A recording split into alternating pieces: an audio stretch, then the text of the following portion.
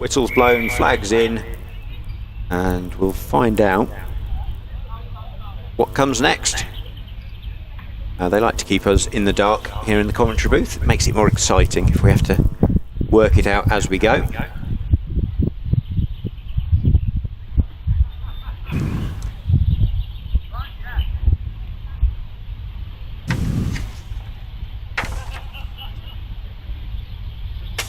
Well, nobody seems to be lining up currently. Makes me wonder whether people are coming down the hill or.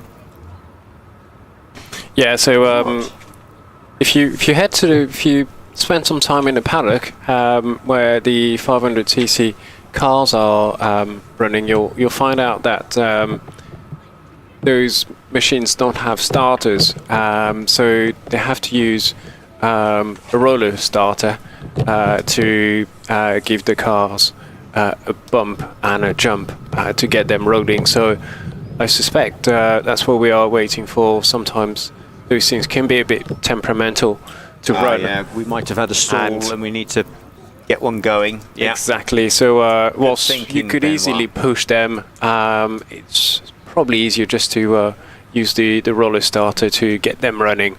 And that's obviously still is the case to those days for some single seaters as well. They're quite difficult to launch off the line. The clutch is pretty much on and off thing, really. So yeah, we can't really blame our drivers for this. They'll just go line up. I can see in the corner of the camera the driver putting its belts on and getting ready out there to go. Was this the one I couldn't fit in? No, this is the Swedish one that was very eerily similar to the Cooper, to the point where it was probably just a copied Cooper. Cooper were very quickly the sort of leaders in chassis building, and so a lot of people would follow their lead, copy what they were doing, and it seems like a company in Sweden decided to try that and develop their own version of the 500cc chassis. And that's this sort of silver and red, or is it white and red? It's silver and red. Silver and red. Yeah, you're right. And it's a car at the time that also took part in the Danish championship as well, I think. Yes. And off it goes. There we are. Yeah, lining up in the start line. Yeah, excellent. And yeah, it's certainly we're blessed with having HillClimb.TV here, because we get to see things like the start, which we can't see normally from our booth. But if you're spectating here, do go down and watch some of the cars setting off. It can be quite entertaining as they fall away from the line. Some quicker than others. Mark Willis in this Keen 500 Special, Keen being the Swedish manufacturer. They got called specials when they were one-offs or development cars, so that's why it has that name. And he's coming round now through loggerheads and then down towards Triangle. 55 miles an hour through the speed trap. A little bit of a tail slide exiting from Triangle. Got straight toward Keepers. Yeah, those Cedar Straight. Those machines are all running on Dunlop historic racing tyres. Pretty much sort of a hard compound, really. They don't have much grip, but they don't have to worry about any of the condition, whether it's rain or sun. They're just running the same tyres, so well, they just go with it. Here's another one, Kim Chilver in the Smith Mark III. That's the son-in-law in the car, isn't it? I believe. Previous meeting, so decided to let somebody else have a go. But it's nice to see, letting the other family members give it a try. Heading up the hill. Yeah, and I suspect for Kim it was his first run early on this morning, so back into the UK Volkswagen Loton Park Championship running cars. Start car 238, the Porsche 996 GT3 Cup of David Hilton, the 3.6 litre, and obviously back into those time runs. So this afternoon we're going to have those batch of cars. They're going to do 2 time runs, and we're going to be running back into the order of our Midland Hillclimb Championship with a practice run for those guys. Here's David Hilton, one of the Porsche Club Speed Championship drivers, and he takes his 996 across the line in a 57.76, so currently fastest Porsche. I've no idea on times because of the slightly odd conditions this morning. We don't really have a benchmark for these guys, so we'll see. We'll see where that sort of leaves us. I think 58.67. Is that the quickest run this morning? Yeah, that was the quickest time for David Hilton. Chris Mill now on track is one of our competitors here in that Boxer S, number 239. I'm going to try and give you reference time is 68.81 for Chris Mill, so he's going to look to improve.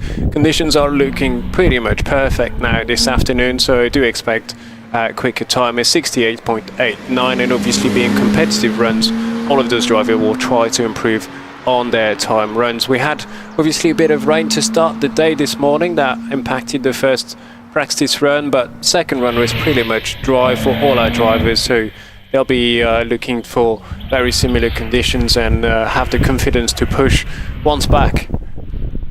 Yeah, Hans Tanzer went through in his red Porsche Boxster, just ahead of John Balcock in this multicoloured Porsche Boxster. That sort of red, blue and white scheme on his car.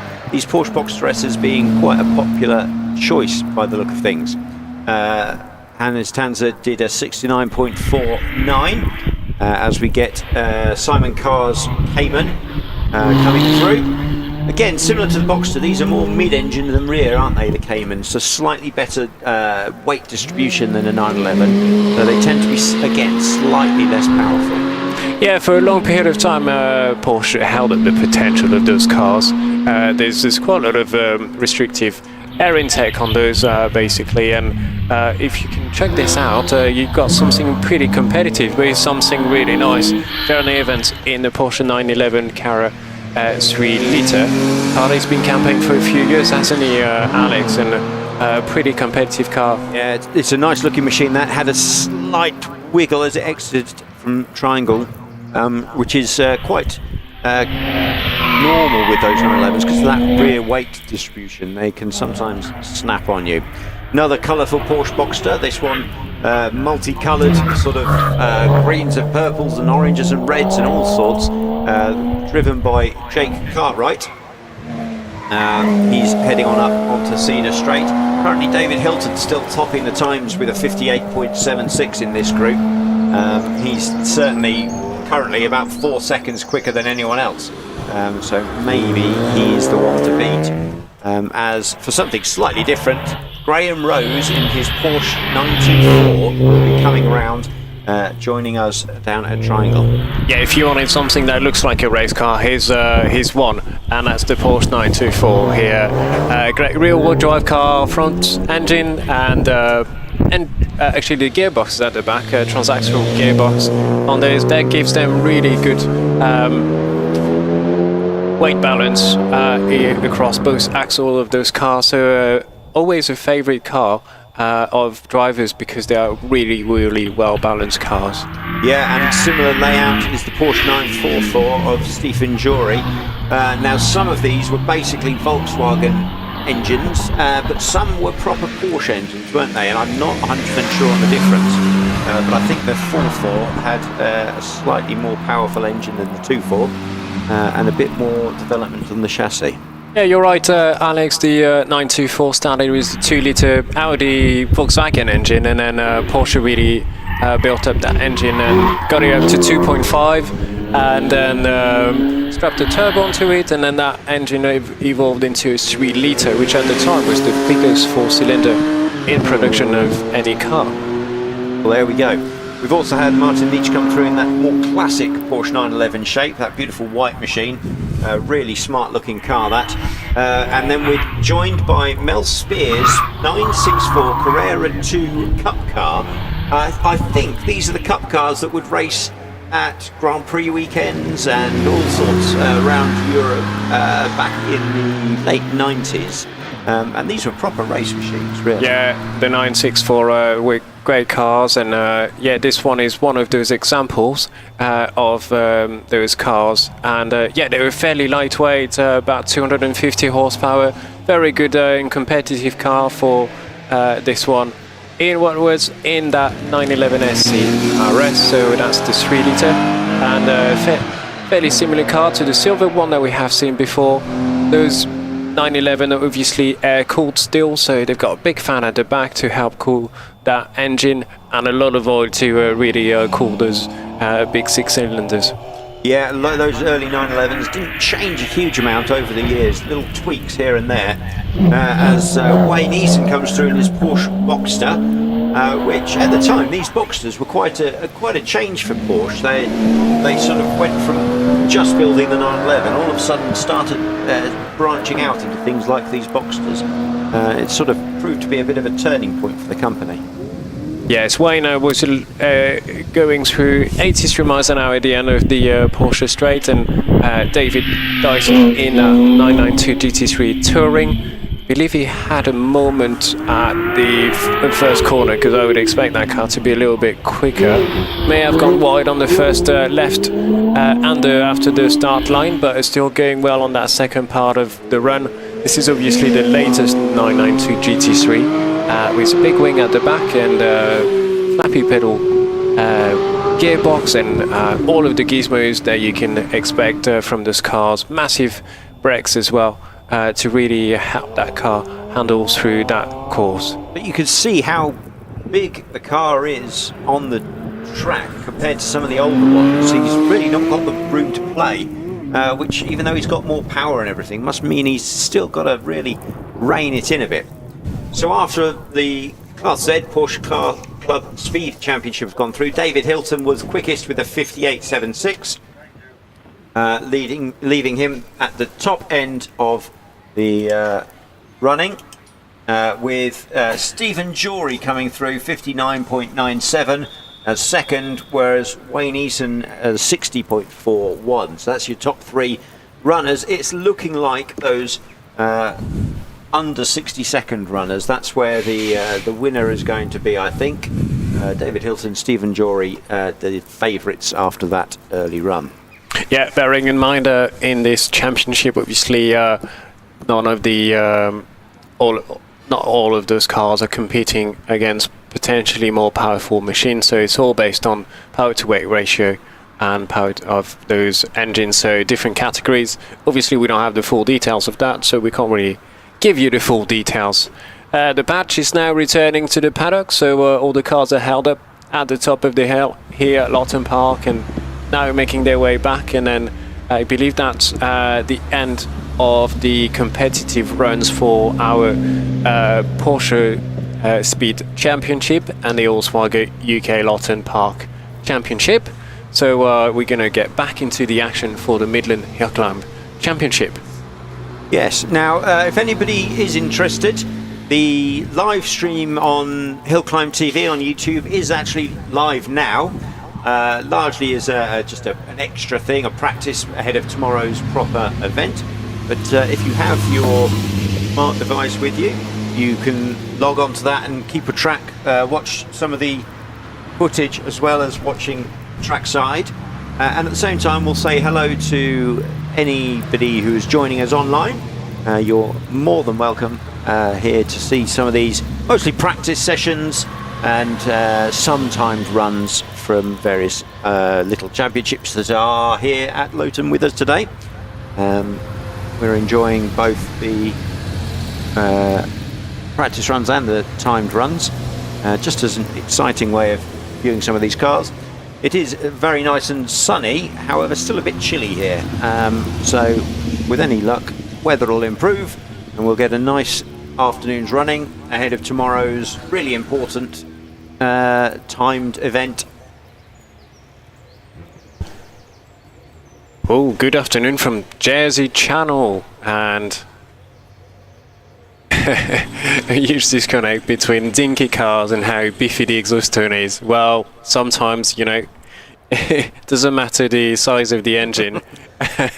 Interestingly, I don't know what car that was in reference to. So it was a beefy exhaust on a small car, was it? Or was it the other way around? Yeah, a beefy exhaust on a small car. Interesting. I wonder what they were referring to. Could have actually been one of these 500s, because some of those have quite large exhausts sticking out the back. Yeah, they do make a bit of a racket. They are quite noisy, actually. Those single-cylinder bike engines, they sort of thump along, don't they? Got a bit of greetings from Tenerife. I'd love to be in Tenerife now. Good day, I believe that's from... Would that be Australia? Good day. Oh, Dav 23 stack could be, yeah.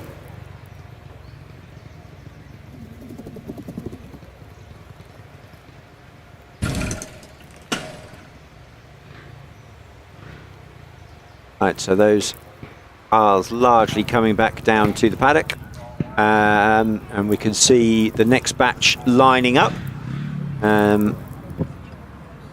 Collection of road-going production cars by the look of it.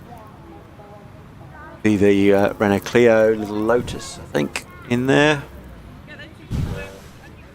So we'll have them coming soon once the track is clear. Yeah, we always like to keep the Australian awake at this time of the day. It's already fairly late for the Australians on the other side of the planet. And the Alfa Romeo is a 4C. Yes. It is a 4C. The 8C is quite different. It's got engine at the front, and also potentially you referenced the 90s, 20s 8C as well, which was the race car of the time. Yeah, the 8Cs. I think they had 6Cs and all sorts back then as well. Were the Grand Prix and Le Mans cars of Alfa Romeo in the 1920s and 30s. That's where the name of the modern ones come from. Last of the Porsches coming down the hill.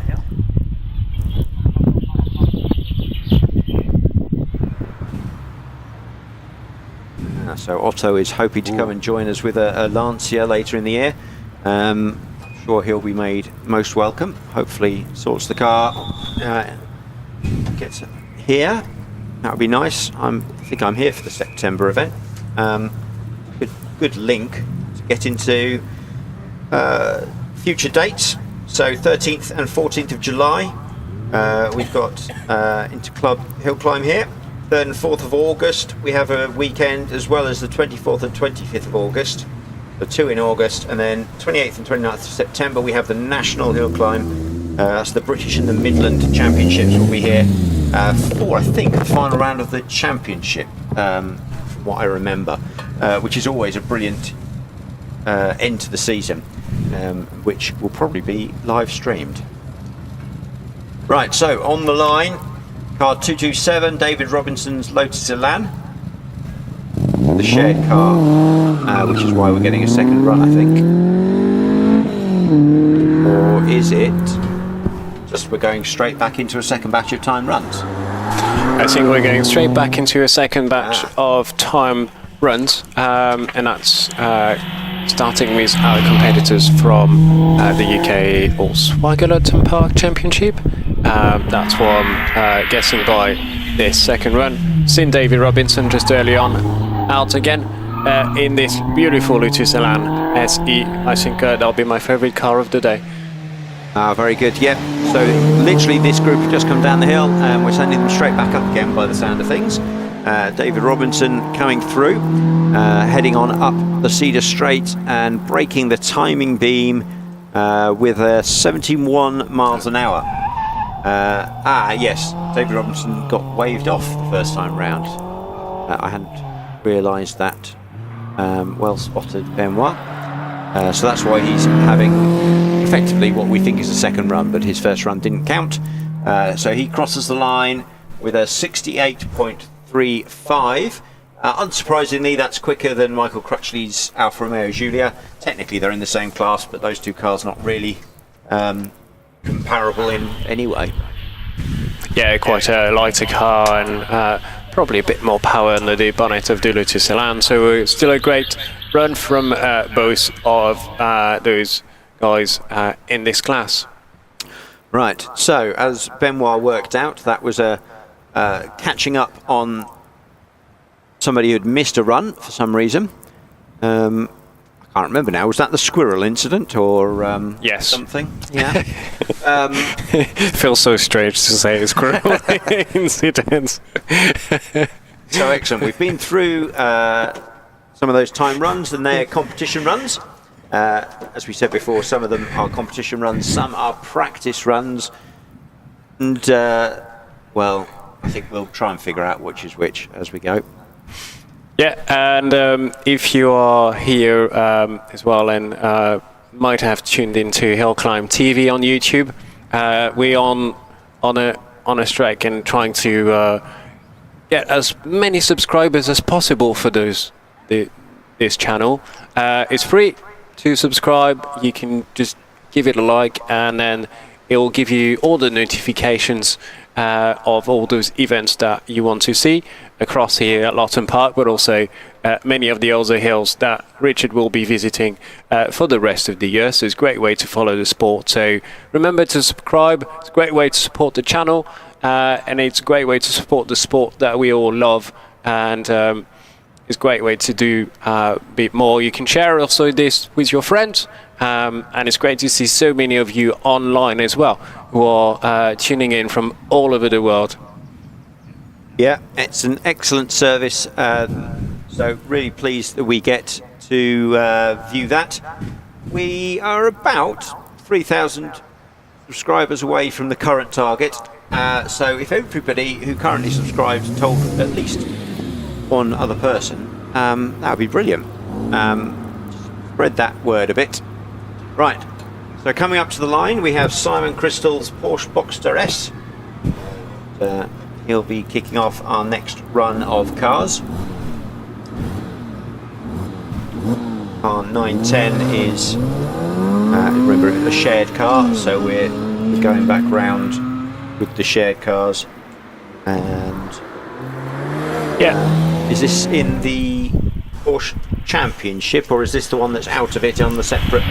I'm already lost on my yeah, Porsches. This is the one running in the road-going series production cars over 2 litres. Simon is running in the Loton Park Championship, so that's the second time run for Simon in that Boxster S. So we're going to have a quick look at the time that he has posted just early on. We're going to have a quick look. That was a 63.63, so I'm sure he'll be looking to improve on that time. There's currently 3 cars competing against Simon. Is the Alfa Romeo 4C from Wolgoff. It's a close competition between the two. They're about a second apart so far.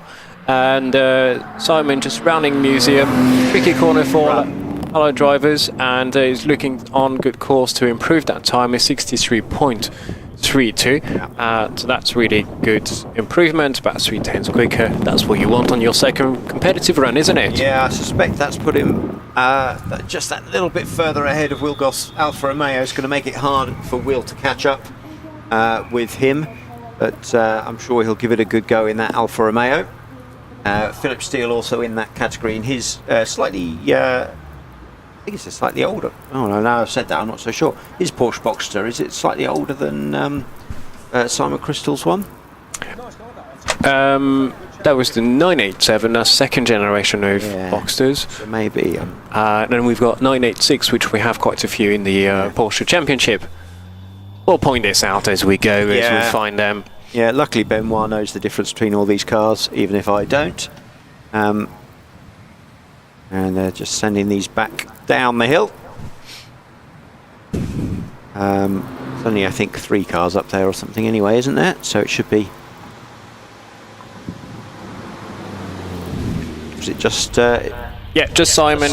Simon in this batch of cars, and then he'll be handing over to the second driver of that car. Excellent. So just warming up the tyres in the engine for him. Yeah, excellent stuff. So we'll be able to kick off with batch 2 once again, which is more timed runs for the Porsche Championship and the 500 Championship, who are having their event today, effectively. Of course, for the Loton Park Championship, which is the Alfa Romeo Giulia and that Lotus Elan.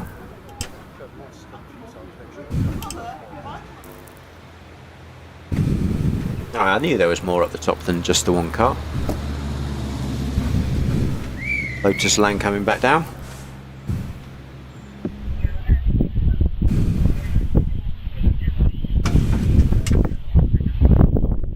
Yeah, you can clearly see the inspiration for the MX-5 when you see the Lotus Elan.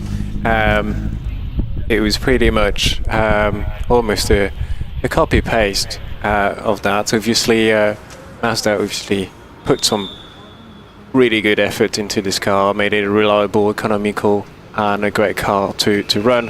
And as you know, it was no surprise. It was a success for the MX-5 when it came out in 1989. Ooh, yeah, good guess. I think that'll be my best guess today. Yeah, it's interesting. Mazda decided to make a copy of those British sports cars with the MX-5, and then has gone on to outsell, I think, every single British manufacturer of sports cars with that single model. So a huge success by taking what we'd done and making it better. Mostly, Mazdas don't leak as much as British sports cars. It's not a leak, it's a sweat. Right, Richard Case in his Renault Clio 197 has left the line. This is car 200, and he's kicking off our second batch of runners. Richard coming round. His time earlier was a 70.99, very close to just dipping into the 69s there. So Richard hoping to go one better, I suspect. So far it's looking quick. He's getting green times, but I'm not sure if that will be enough to his own time earlier, or even move him up in the class. This is class 1B. Chris Westwood's Lotus Elise is currently quickest in the class, with those white racing stripes. Very smart, and Chris going purple through the sectors, going even quicker. Benoit said conditions perfect now, so faster times expected. A little bit of warmth builds up in both the tarmac and the tyres. Yeah, Chris Westwood on that second run, so far quickest in that class on that second competitive run as well. So a great turn of speed from the Lotus Elise, which is one of the most competitive car in this class that we get to see. Some have different engine and power, but some of those will have about 160 horsepower. I think one of those is powered by the Toyota engine. So great to see him through the finish line, a 68.88. David Fickinson, also competitive driver in this class, currently second, very close, and is going to try and beat the Lotus Elise in that front-wheel drive Renault Clio. Goes around the entry of Museum. This is quite a tricky corner. If you're watching online, the entry of that corner is blind, but up to Will Goff in Alfa Romeo 4C. Great speed from that car, 240 horsepower under the bonnet of that car, double clutch gearbox. And I think those cars haven't got power steering actually. They have just normal manual steering. It was just a way to save more weight out of that car. That's it, and often it can give a better feel to the driver. So Will Goff crosses the line with a 50. Oh no, it's not quite there. I'm ahead of myself. Will Goff coming up to the line, finishes in a 65.5, slightly slower than his earlier run. Which means Simon Crystal has got the quickest time in that category so far. Philip Steele's Porsche Boxster heading up the line. He'll round out category 1C. when he finishes his run. As Simon, Mark, Joyce and Bickerstars, Porsche Boxster, I believe, comes through past us now. Yes, Simon in that Boxster S as well. Phil still a 6 going through the finish straight. That'll be a time of probably in the 73.33 for Phil. Simon making his way 64 miles an hour. We've got a speed trap at the end of that straight, which is great for us to look at how daring our drivers are, but also a good measure of the speed of those cars. Back into something a little bit more historic and classic with the Lotus Europa. Yeah, squeal of tyres as he breaks into triangle there and manages to gather it up together. Powers his way back up onto the Cedar Straight, and it does look quite good, this car, but you can see how narrow those tyres are compared to modern sports cars. Just not as much grip. However, the handling will still be good. Just the outright grip isn't always there. Peter Manley rounding out the climb up to museum there. We switch to Andrew Coleman's Audi TT RS. That's the four-wheel drive machine. Yes, this is what the 2.5 5-cylinder engine, and the distinctive sound of that engine is really great. 81 miles an hour at the end of the straight for Andrew Coleman, who's always a very competitive driver. The only driver in that class today for the Loton Park Championship. And Simon O'Sullivan runs up triangle, tricky corner for all our drivers, especially the braking, and into the S's of keepers and pushing through to the straight. You can see it's not very straight. There's a little bit of a kink in the middle, and he'll be hitting the brakes 87 miles an hour at the end of the straight. Yeah, again, Simon Sullivan, only car in his class, 3B. Kicks up a bit of dust as he exits out round 5, but keeps on going. That little Lotus Elise crossing the line in a 59.86. That's a really good run for Simon. As we switch to another Audi TT, this one's Rick Lenny's rather modified machine. It's a rather vicious looking car, this, with the extra wings and front air dam on it. But very quick it is too. 85 through the speed trap. Yeah, Rick Leddy will be looking to improve on his previous time of 57.48, and that thing has been evolved from road-going car to pretty much modified car with not much inside. 56.13 for Rick. Yeah, another really good run. That's his time slightly. As we switch to Phil Otley in his OMS 2000M. This is Phil's first time out with this car that's just been rebuilt. He's getting quicker and quicker over the weekend. Bit of a slide as he exited from triangle there, and he powers his way up the Cedar not so straight and heading towards the top of the track into Fallow. Rounds Fallow there, up towards Museum. Here we see coming round Museum out toward the finish line, and Phil Otley has gone well, 64.24, a good time for him, as we have another squirrel incident down here at Triangle. Sorry for the distraction, Alex. You were watching our screens, and Phil was just finish up his run, but you can see how great Simon here, who has been chasing this squirrel. I never thought I would use this word on commentary, but we tend to have quite a bit of wildlife here, whether it's deers or ducks, but squirrel I think is a novelty, and this one is quite keen to get quite close to the track, so we try to moving away and point him towards one of the safe trees where he can actually have a great venture point, to be fair. Yeah, well, multiple squirrel incidents this week. Hopefully they won't be quite so persistent as the deer. Being able to keep ourselves relatively on time, certainly with our brave marshals chasing them off. As Ian Crystal is on the hill at Porsche Boxster. Now, Ian Crystal in this Porsche Club Speed Championship. His earlier run was a 66.26, which left him in the middle of the tables. So plenty of places to improve. Yeah. Hopefully Benoit can find the other Simon Crystal's runs, car 910. See which crystal is quicker. Simon so far is quickest, and Ian was trying real hard using some of the track and a little bit more, a bit of the green stuff, and Gary Hall in that Jedi. A little bit, just very close to those. nibbling the grass just on the outside of Triangle, no problem, and Gary in that fantastic Jedi Mark II. That's the one he's borrowed for this weekend, as his one is a little bit poorly and just being fixed, but we'll be keen to see that car back out again. Gary usually in the white and red Jedi, but he seems to only go by a Jedi right, is it?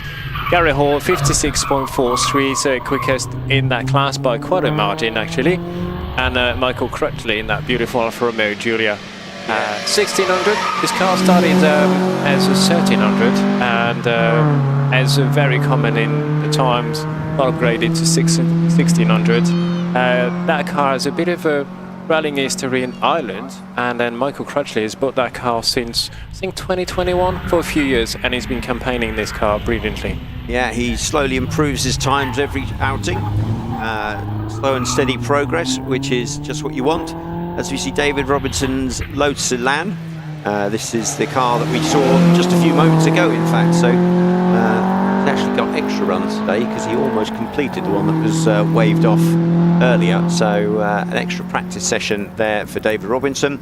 But he is only really competing against his own times, and so we'll see what he gets as we see the first of the 500s, the Iota of Mike Wood. Iota, one of the very first manufacturers in the 500 series back in the 1950s. Yeah, a car built in 1952. Well, actually, that was the first competitive season for that car. The car was built late in 1951, so if I do quick maths, we're about 70 years old. This car is a bit more than this, and incredible to see those things. Powered by bike engines, most of them 500cc, and they were sort of the support series of the Grand Prix cars of the time, isn't it? Yeah, here we've got another, this one a Cooper, and that blue and yellow running ever so slightly wide. You see it pushing out towards the edge of the track. These cars slightly tricky handling due to the primitive suspension and narrow wheels and all the rest of it, but that's what made them so spectacular. That's what made them such a good learning ground for drivers like Sterling Moss and Grand Prix drivers of the 1960s who all got their first taste in this sort of machine.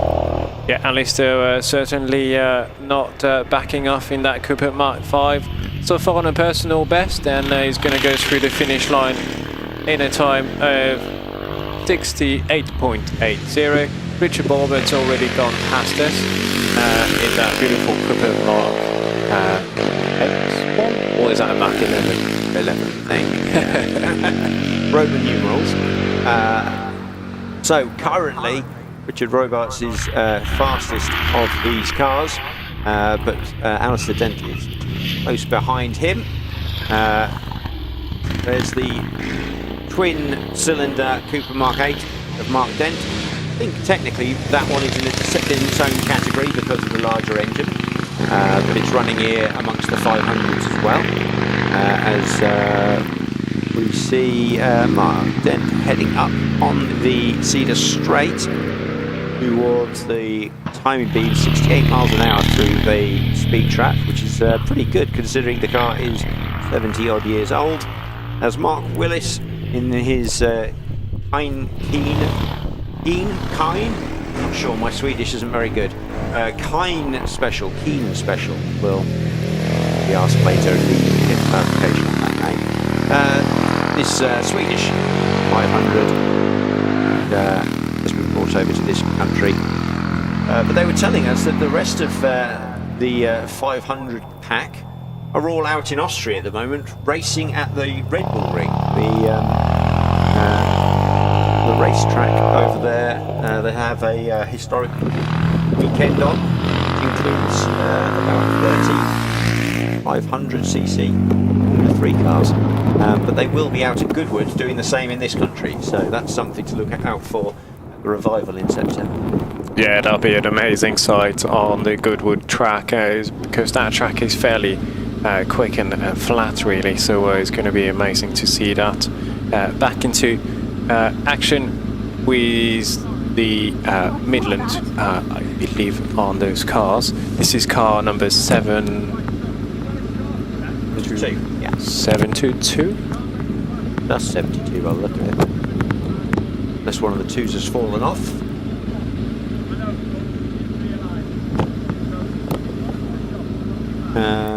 Which would put it well out of sequence, so maybe it is 772 and they've forgotten to put a 7 on. We'll see what crops up on the graphic in a moment.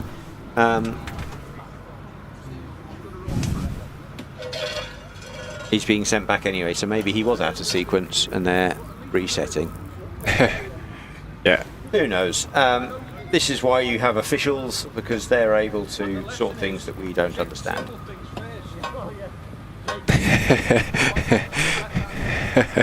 Where's a squirrel crossing sign? Yeah, we probably need something like that.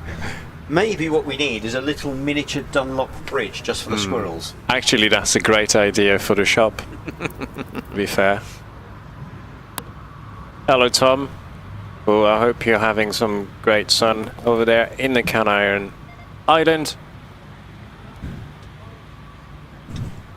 Yeah, we haven't got much sun here. Again, Dutch Caribbean probably have more sun than us. What is it with people watching from sunny places? It's brilliant that they can. No idea what time it is in the Dutch Caribbean. Well, they will be just behind us, so somewhere maybe... Maybe behind us. Late morning, okay. Yeah. To be honest, waking up in the Caribbean, putting on some hill climbing and sitting in the sun, I think that sounds alright, doesn't it? Like of a holiday. Yeah, that's probably a good thing to do. David Hilton now on track, Porsche 996. I think we're into the Porsche Speed Championship. So a whole gaggle of Porsches. A gaggle, a herd, not sure. Bit of a wiggle from David Hilton's. Now is this a GT3 version? Yeah, it looks like a GT3. It's got the wing, hasn't it? Yeah, and it certainly sounds like it. And yeah, David, the quickest of our Porsche drivers today, 58.76, a fairly competitive time for that car and the power of that machine. So great to see David pushing that car as it should be driven. Chris Milne in the Boxster S 987 didn't opt to have the roof down on this run. Much preferred to keep the roof up just for the aero and probably stops the squirrels getting in. Exactly, or being attacked by a deer after the finish line. And Chris Milne 69 miles an hour at the end of the straight. Negotiate the entry of Fallow. You'll see many other drivers will be probably nibbling on the grass just on the outside of Fallow. There's a lot of different lines that can be used for that corner. You'll see some drivers using the inside of that corner. Really, you're just using a lot of the track on the inside and are trying to maximize that speed. It's always a tricky part of the track and where a lot of time can be made up in those different runs. Yeah, Hannes Tanzer has gone through with his Porsche Boxster, heading up towards the line. He's going to put in a time any second now of 67.83 as John Baldock in that multicoloured Porsche Boxster is heading up the Cedar Straight. 78 through the speed trap for him. You can see how even road going cars fill the track here quite a bit. See how narrow the strip of tarmac is. Simon Carr's Porsche Cayman comes through down here. Triangle, another area where people are clipping the grass, but this time on the outside rather than inside of the corner. Yeah, John Baldock through the finish line is 64.28, a great improvement from his previous time, about 2.2 seconds quicker on that run. Simon Carr in through, and Jaron Evans in that Porsche 911 Carrera 3 litre. Yeah, great looking car this. Yeah, fantastic. One of the air-cooled Porsche in that group. This one has received a bit more power, so about 270 horsepower, a bit more capacity of that engine, 3.3 litre. Simon was telling us, Jaron was telling us this morning, and then Jack Cartwright. It feels like all the Porsche Boxster drivers like to be creative with the liveries of their cars, isn't it? Yeah, they've made them all quite exciting. Got some really multicoloured Porsche Boxsters, which is great to see. Nice having a bit of colour and excitement on these cars.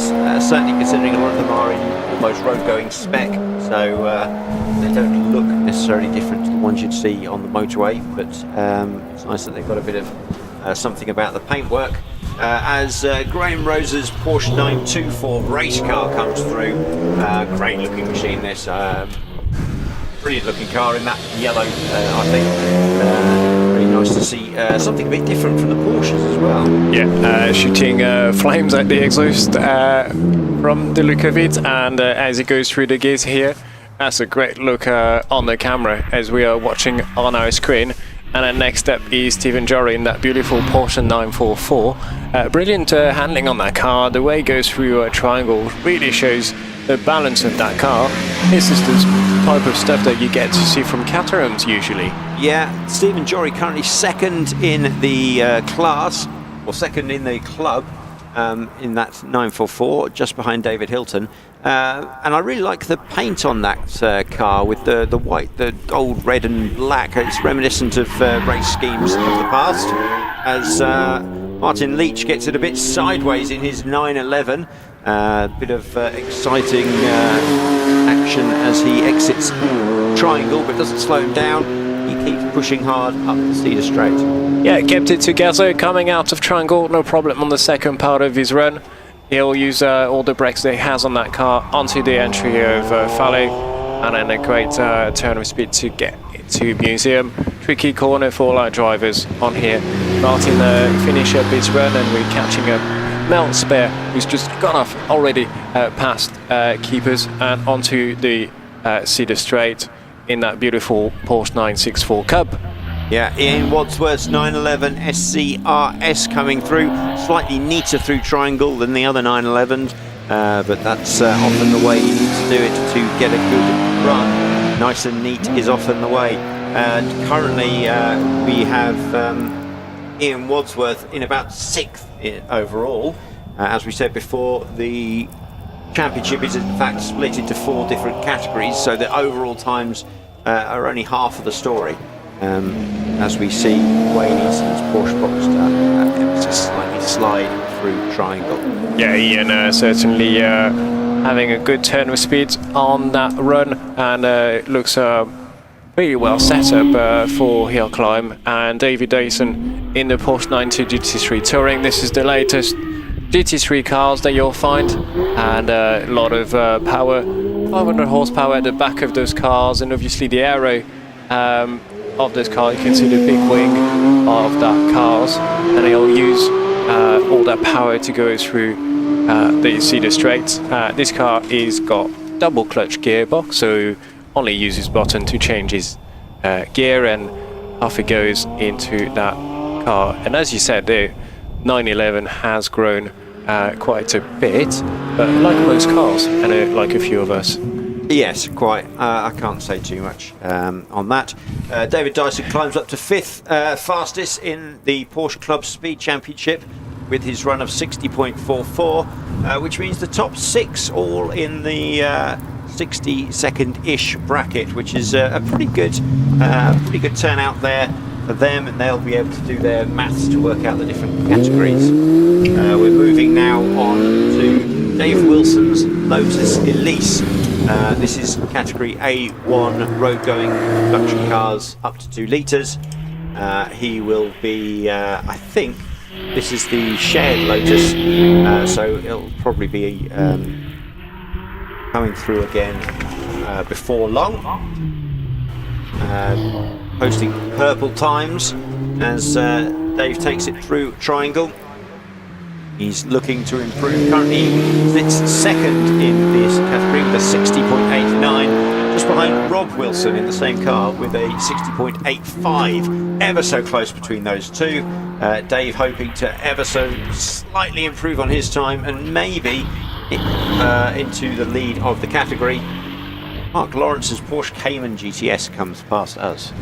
Yeah, good run so far for Dave, posting purple sectors on that first practice run of the Midland Hillclimb contenders here at Loton Park. Mark Lawrence sharing the car with Robbie Birrell this weekend in the 4-cylinder Porsche Cayman GTS car. Has just been snatching class records so far this season, so we're going to have a quick and close look at those. Alex Coles, who's unfortunately single-seaters, has had engine issues prior to the weekend, has entered this weekend in the Citroën Saxo VTS that he shares with his other half this weekend, and quite different to the Force, but I'm sure he'll have a lot of fun in that Citroën Saxo.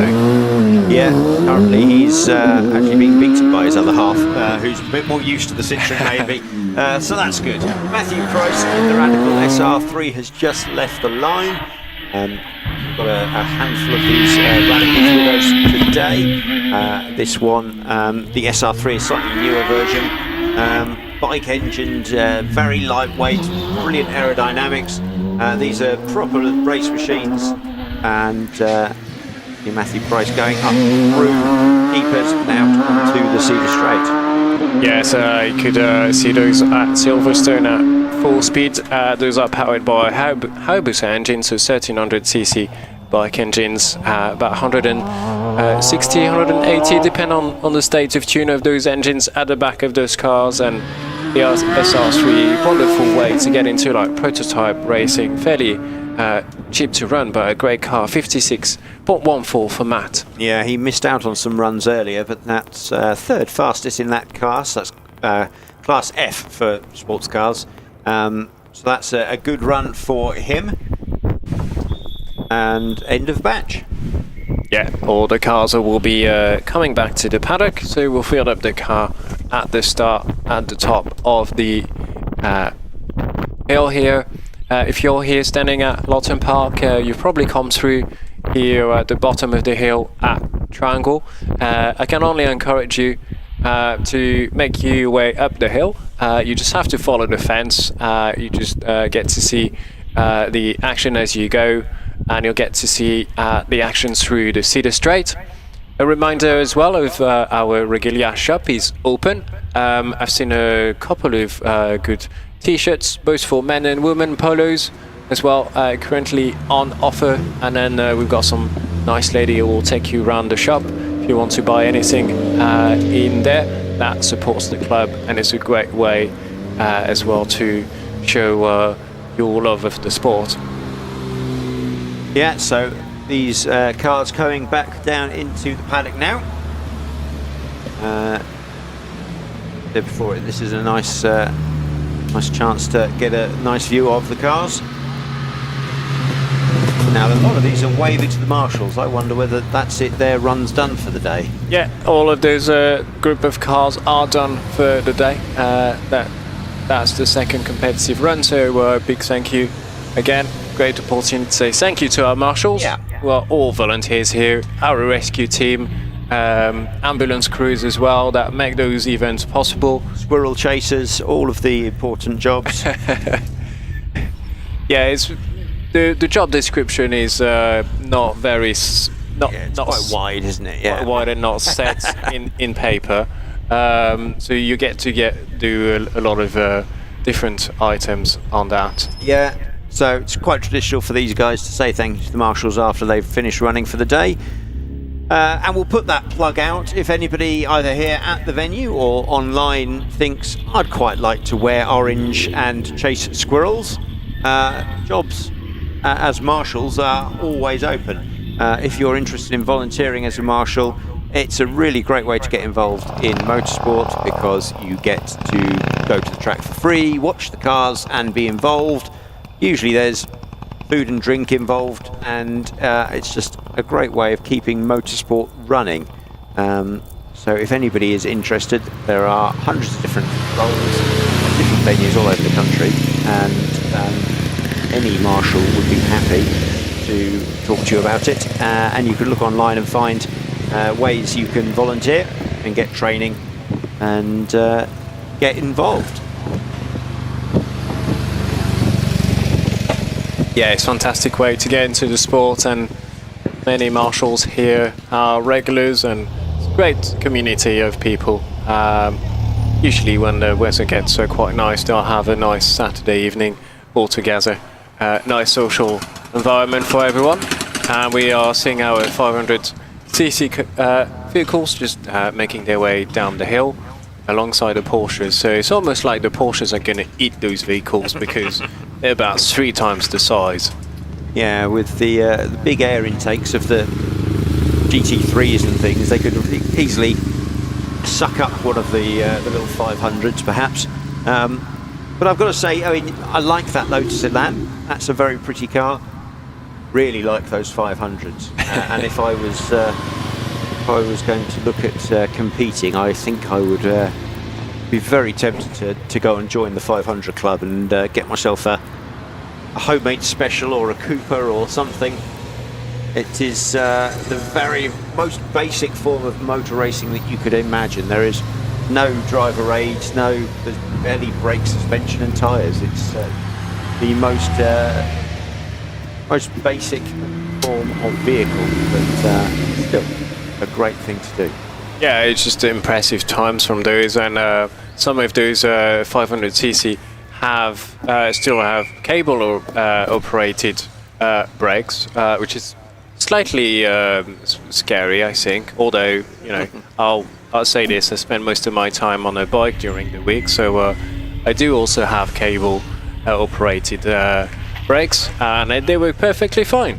Yeah, I think they can work fine on something small and lightweight like a 500 Special. Probably not so good on a Range Rover. Yes. Yeah, you find yourself trying to stretch the cable. Yeah, so.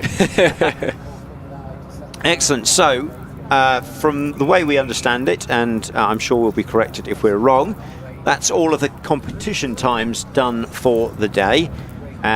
What we have now are practice runs for the afternoon ahead of tomorrow's competition. So we'll see a whole variety of cars coming out to get an eye of what the track conditions are like, learn the circuit, learn their car, and they'll be well set for tomorrow's competition.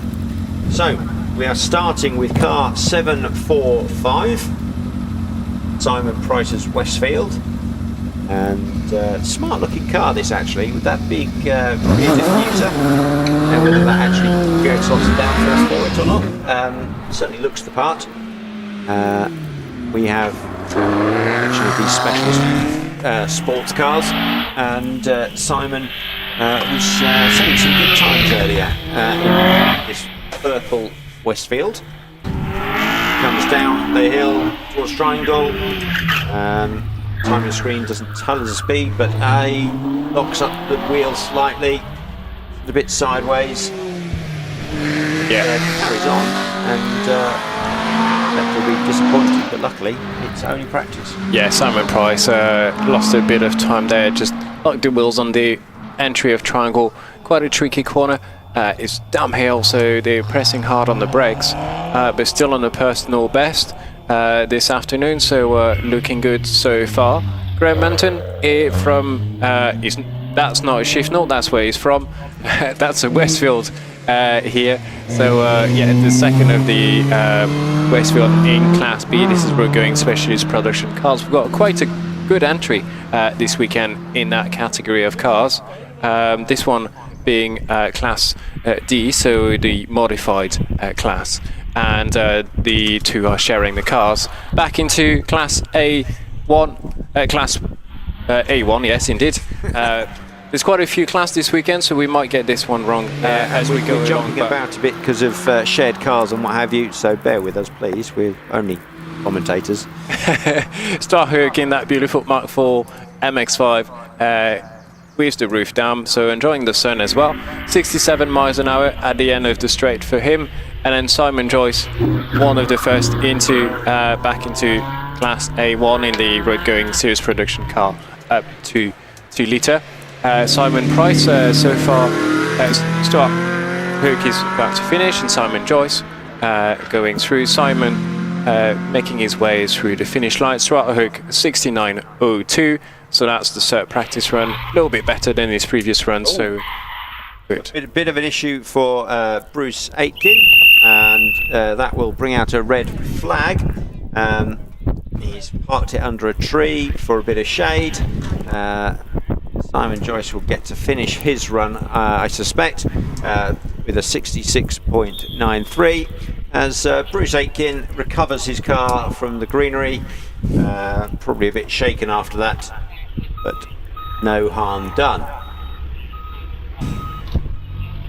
Yeah, Bruce still carrying on, but yeah, not quite sure whether he should be going through. Come in. Yeah, he can take that run if he wants to, I think. Well, clock's not stopped, so I think if you leave the track, normally they count that as a fail, don't they? So yeah. I suspect he wouldn't get much anyway. But he seems all right. The car seems all right. It was just a bit exciting. He just runs a bit wide, clips the grass, and does a full 360. Parking himself under the trees for a nice picnic with squirrels. So luckily today is just practice. Bruce has discovered that you don't do that, so that will help him out tomorrow no end. Luckily people on HillClimb TV got to see that in replay as well as live, so there's your subscription, paid for it itself. It's free anyway, but you know. Yeah, looks like everything was fine for Bruce, and then yeah, it's a little bit of the grass on the outside just made him spin the car, and he was carrying a bit of speed, so he just drifted that along, no problem. He just bounced on the grass really, so great to see. That could have been a bit worse, I think, than how it turned out. Richard Pates has been patiently. That's a difficult one for me. Yeah. Patiently waiting on the start line in that beautiful MGZR 160. I do like these. Certainly, I think these were always much better than people realised, because the Rover 200 it was based on was designed in the early 90s, or mid 90s, I suppose. But it did a good run and became a good hot hatch in the end. But mostly BMW designed, I think, originally those cars when BMW owned Rover. Yeah, I think there's probably also quite a bit of heritage from the Honda partnership of the early 90s, isn't it? Yeah, a bit of certainly Honda helped Rover with their factories and processors and that sort of thing. Then BMW bought them, and this was what I think the first real fruit of that union, before BMW then sold them off again later. But I've always liked them, and the ZSs and ZTs that followed. The MG lineup was actually quite a nice one. Yeah, it's certainly an exciting lineup at that time. Nice little sportsy car, 160 horsepower, and the bonnet of that car has made quite a popular hot hatch. He's one of Marshall's on the start line. You can see the action of Marshall's here. They're lining up the car with the timing beam. You'll find a strut at the front of the car. That's what's used to line the car with the timing beam. For some of the heavier cars, it's a bit of a hard work for our Marshalls, but nothing that can stop them. And then obviously here, Toby is holding the car with what are called a boot, and he'll do that on the next car. Yeah, so Richard away from the line and heading off in his MG. Hopefully a slightly more controlled section through the hall to loggerheads, where we don't want any more incidents. Down the hill towards Triangle. The speed trap there doesn't seem to be registering at the moment, but that's fine. As Richard heads up away from the line, we have Lizzie Weaver lining up in the Citroen Saxo BTS, and Lizzie doing some good times. Now, is this her first year or second year? First year driving? Yeah, Lizzie had a run last year in the Saxo, and now has been able to get into the Midland Hillclimb Championships, so graded a license. You do have to practice and go into a few championships, so she's been campaigning that Saxo now for a good year, I would say, and has been fairly competitive in this car, and she's doing real well so far. Improving all the time, which is what you need to do in your first year or so of competition. Just get a handle of the car, the tracks, the whole process. Somebody who's been doing it a lot longer, Andrew Feekins, comes past us in his Renault Clio Cup. Great fans of those French hot hatches, the Feekins. I think they have several. Yeah, I'm always wary of the Feekins. I'm always conscious they might ask me for a French passport when I go around the paddock. 69.32. Lizzie just dipping under the 70-second mark. Great time. Andrew Feekins going through once again, and in that 172 Cup, this is sort of the lighter version of the 172 at the time, and that's a 62.42. That puts him third in the class so far. Yeah, Rob Wilson's on a quick one though. He's currently sitting second in the order behind Dave Wilson, who's sharing the car, but Rob has posted some purple and green sectors. He's really pushing to see if he could squeeze a little bit more out of that Lotus Elise. We'll see as he crosses the line. It is a 60.26. He just pips Dave Wilson to take the fastest time of category A1. Yeah, that's a good time. Anything into the 59 or 60 for class A1 is a really good time. Steve Atkins in this, but here's Scott Moran coming up with the Skoda R5. This is a rally car, factory car of the time in the Skoda livery of that we have all recognised this, and Scott's currently posting purple sectors in that practice run, but I'm sure his father Roger will have something to say as he'll jump in the car later on. Yeah, Steve Atkins has gone quicker in his car, but he's still mid-tables. As we see Scott Moran coming up towards the finishing line, he'll break the beam with a 52.91. Really good run there in that Skoda, as Duncan Andrews' Porsche Cayman GT4 is chasing him up the hill. Yes, great turn with speed from Duncan as well in that beautiful Porsche Cayman GT4. That's the first generation, powered by 3.8 litre. I believe this one is a manual, and Duncan making good progress in the second part of his run, going through the finish line with a time of 58.64, about 4 tenths quicker than his previous run. Yeah, still second in road-going series production cars over 2 litres. As we move on to Mike West's Radical SR1 in that representation of the Gulf liveries that you see running so much in sports cars. Places like Le Mans, sports cars with that blue and orange, so famous and well represented. Mike West heading up 78 miles an hour through the speed trap as he slows down hard on the brakes into fallow. Yeah, and Samuel Nicholson in the Marlock Mark 20. Great handling car, absolutely love seeing this car. This one powered by a 4-cylinder 1.7 litre, and the engine at the front, but you can see big wing at the back, and a fairly neat handling car. Those machines, as he hits a little bit of the grass on the outside, carries on as expect, just goes around museum, but David Findlay lost some time as he hit the grass on the outside. Simon Nicholson, 56.84. Still quickest in that class, which I'm really impressed with. That Malak is beating those radicals, which is not what I would have expected. So well done to all there.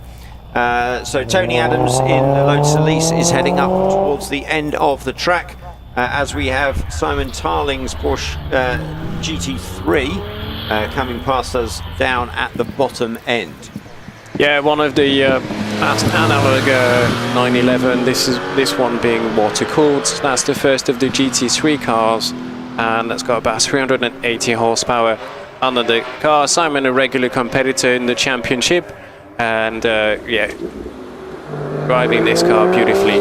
And then next up is Richard Snow in the Porsche Cayman GT4. You can hear him coming here as he launches off the line. This is one of the other Porsche Cayman with a manual gearbox, and a great sound out of the 6-cylinder of that Porsche engine. Simon Tarling so far 7 in that so far this today in the running order, and we're going to have Simon Hutchinson, who's looking for a better run this time around. Yeah, so Richard Snow coming up towards the top end of the track, heading into fallow there, going round, climbing the hill into Museum, as we switch to Simon Hutchinson, who didn't get much of a run earlier after a bit of a problem, and then the slight damp conditions this morning. So we'll see what time Simon, who's currently 9th in class, he won't be used to being at the bottom at all. We'll expect him to go quicker, certainly for tomorrow. Yeah, definitely expect Simon to be at the top at the leaderboard.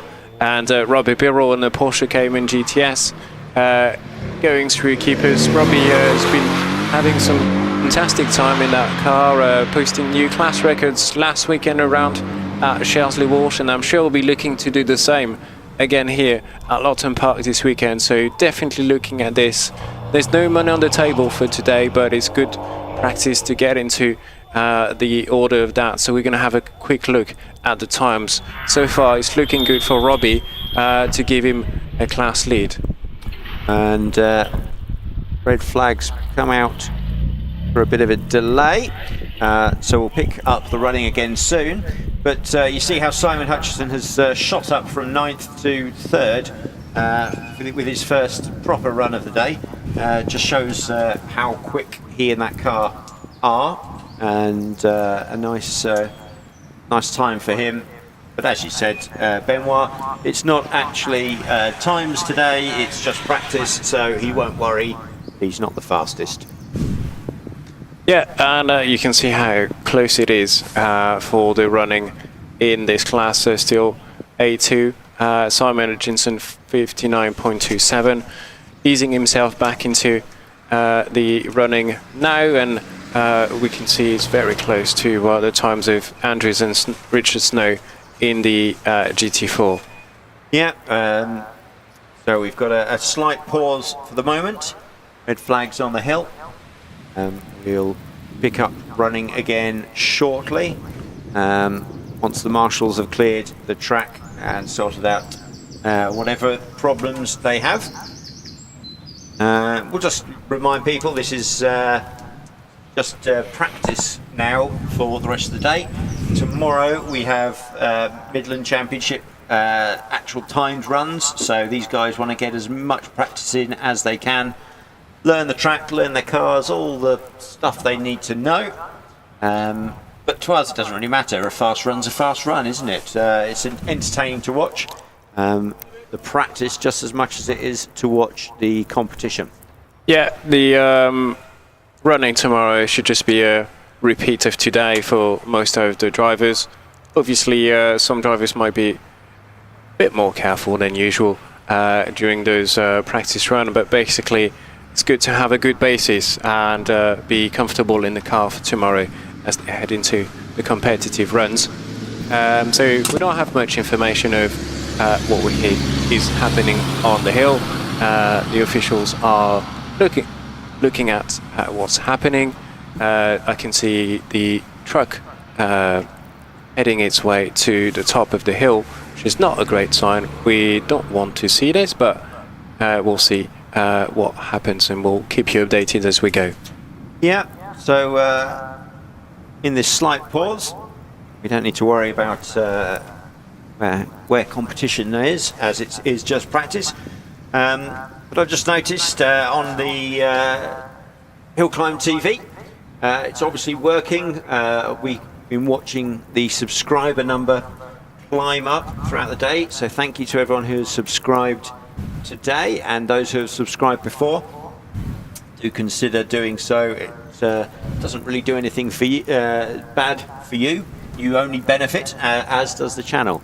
The more subscribers it has, the better it is, and we want to keep the service going.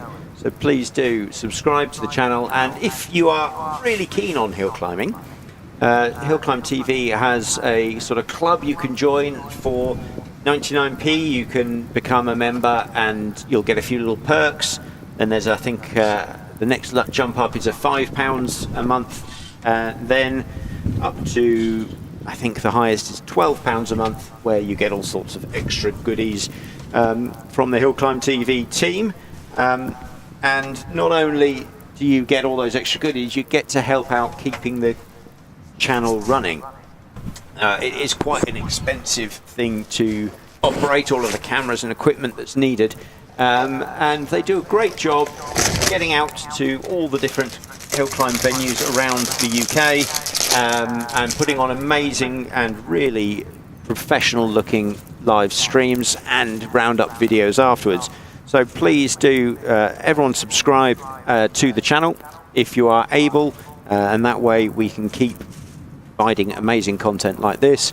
You can watch it from wherever you are. We have people from all over the world tuned in already, so hopefully they will subscribe and they can enjoy British hill climbing as much as we can, wherever they are, whenever it's on. Well, we've already gained about 40 subscribers in the last, half an hour? And if you're here at Loton Park, reminder that the ice cream van is here, so if you want to have an ice cream, go and get it just behind us at Triangle. I'll be looking for one at the end of the day. Yeah, we have a bit, commentators are starting to have a bit of a challenge with the public to see whether we can get anyone to bring us ice creams. So if anyone fancies bringing us ice creams, that would be very nice. I'm not sure how they'd get it to us, but yeah, they have to speak to a marshal. To be fair, they can just throw it maybe from a distance. We can't really have spectators on the track, is it? Not the great idea. We're not encouraging this, but if you want to bring an ice cream, please just shout and someone will run. So I think currently the marshals are busy extracting a car from where it shouldn't be. It looks to me like quite a common occurrence. Somebody's forgotten there's a right turn at Museum. This caught a few people out last month. It is a tricky corner, right at the end of the circuit, so it does catch people out. So hopefully no real damage done. We can recover the car and get going again, so we'll be able to move on from that. It is quite a tricky track, this. We'll have to talk to Rich about getting a graphic of the track layout. I don't know whether such a thing exists, but it would be nice to show people maybe the layout here. If you're unfamiliar with Loton Park, it is quite a complex hill climb. Certainly by British standards. It is narrow and fairly technical and twisty for everyone. Even here, spectators at Loton Park, there are two corners that you can't really see. The first one is Hall, so that's the first left-hander that sometimes catches our drivers. Sometimes we do have a camera over there that's pointed towards the exit of Hall, and get them into loggerheads, which is kind of a lift for most of our competitors, sort of a left-hander, and then into Fletcher's, then down the hill, where a lot of our cars are gathering quite a turn of speed in quite a small and short distance before breaking into the entry of Triangle, where our commentator box is. And this corner is quite tricky as well because it tends to tighten, and there's a few flip-flops on the inside. Those flip-flops, you can't really hit them because once if you knock one out, it's a 1 second penalty here at Loton Park, and you don't want to get too much onto the curb on the inside. Then all the drivers will be putting the power down outside of that corner into keepers. We usually have a great view of keepers. It's a small S with a right entry, and then onto the keeper, the cedar straight, where there's a little kink in the middle. It's not that straight, to be fair, but this is where some cars will get a speed of about 110, 120 I've seen for some quicker cars here. And then onto the entry of museum. So if you're online, this is the corner that we are looking at, and looking at the action there from our marshal and rescue team. It's a blind entry. I'd like to compare it to Eau Rouge in Belgium at Spa. It's a small version, but you are looking at the sky until you realize there is a corner that turns right. That's right. It's the uphill climb at Eau Rouge, isn't it, which then goes left, is pretty much blind. Museum's sort of like a reverse, like you say, it goes up and right,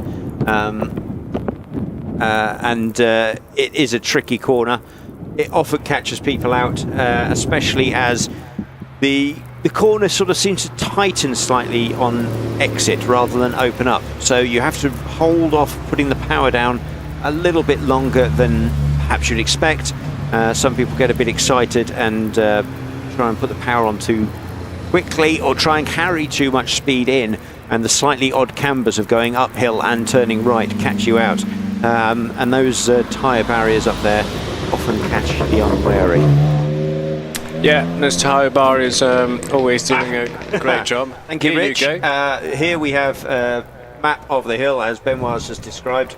Our commentary box is down at Triangle, which is sort of like the bottom half of the track, and then Museum, where the car has missed the corner. That's right up at the end. What the graphic doesn't really show is the amount of elevation and that sort of thing that's involved. Being a hill climb, I think the rule is your start has to be lower than your end, pretty much, and it certainly is here, but it goes up and down again. So from the start you go up into Hall and Loggerheads, but then you drop down again, and Triangle is actually pretty low, about as low as the start again, I suppose, before you then climb up again. Keepers, that S-bend, is actually quite a climb in itself. The straight continues to climb as well as be not straight before the really, really sharp incline at Museum. Yeah, I think this drawing really is also missing deers and squirrels, yeah, and ducks. It's missing the family of ducks that lives in Eyes of the Ponds towards the bottom of that beautiful drawings. I don't know who has drawn that, but it's a great bit of drawing. Yeah, it's brilliant, and it's great. It's great to have that sort of thing. Thank you, Rich, for bringing that up. For people who are here, there are maps in the programs if you don't know it, and I think there's some signs so you can find your way around. And maybe some people will be encouraged to come and visit who have seen this. Just spotted on the online chat, Dave Williams asked, why is it called Museum? And this is a recurring question, which is unfortunate because the recurring answer is nobody knows, or at least nobody seems to be able to tell us. We've asked this question several times, why is that corner called Museum? And even the course historian didn't really have a good answer for us. So we don't know. It's called Museum because that's its name, I guess. Maybe one day we'll build a museum up there. That would be good. but until that day, we don't know. So hope that helps Dave. I don't think it does at all. We do, however, I mean, this deer park has quite an interesting history in itself. It was a munitions dump in the during the wars. It was owned by the large estate just across the road from here, who let us use it. And yes, it's right on the English-Welsh border. It's in a really nice spot with several good deer herds and squirrel herds and duck herds. Yeah, there are actually a number of people that looks after the deers here in this deer park, and our marshals throughout the weekends have to sort of point them in the other direction. We don't want to have any other wildlife on the track, which we have had a few instances this weekend. And yeah, it's great to have this, and there's a few remnants of the ammunition depot that we have across the track, and yeah, still the recovery happening from the tire wall, so our marshals will be busy to do that. So yeah, it's a wonderful venue here that we have, and thank you for showing that. Our marshals and competitors getting a bit hot in the car, I get, so I can see that being the case. Also, I would say there's probably a condition in the Toyota Yaris. Yeah, I think that if you have to be stuck in one car, something like that, a road-going car is probably the best. I was just remembering how, not alongside the deer and the squirrels and the ducks, we had that rabbit earlier in the year that tried to cross the road in front of the, how was it, the Audi TT? Yeah. So, yeah, all sorts of wildlife. We can add rabbits to our diagram of the circuit as well.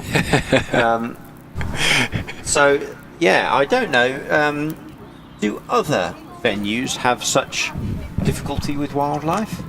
I'm not sure. I know Mount Panorama in Australia sometimes has kangaroo on the track. Suspect we won't get that. Yeah, no, we're not going to have kangaroos, even though we do have an international audience.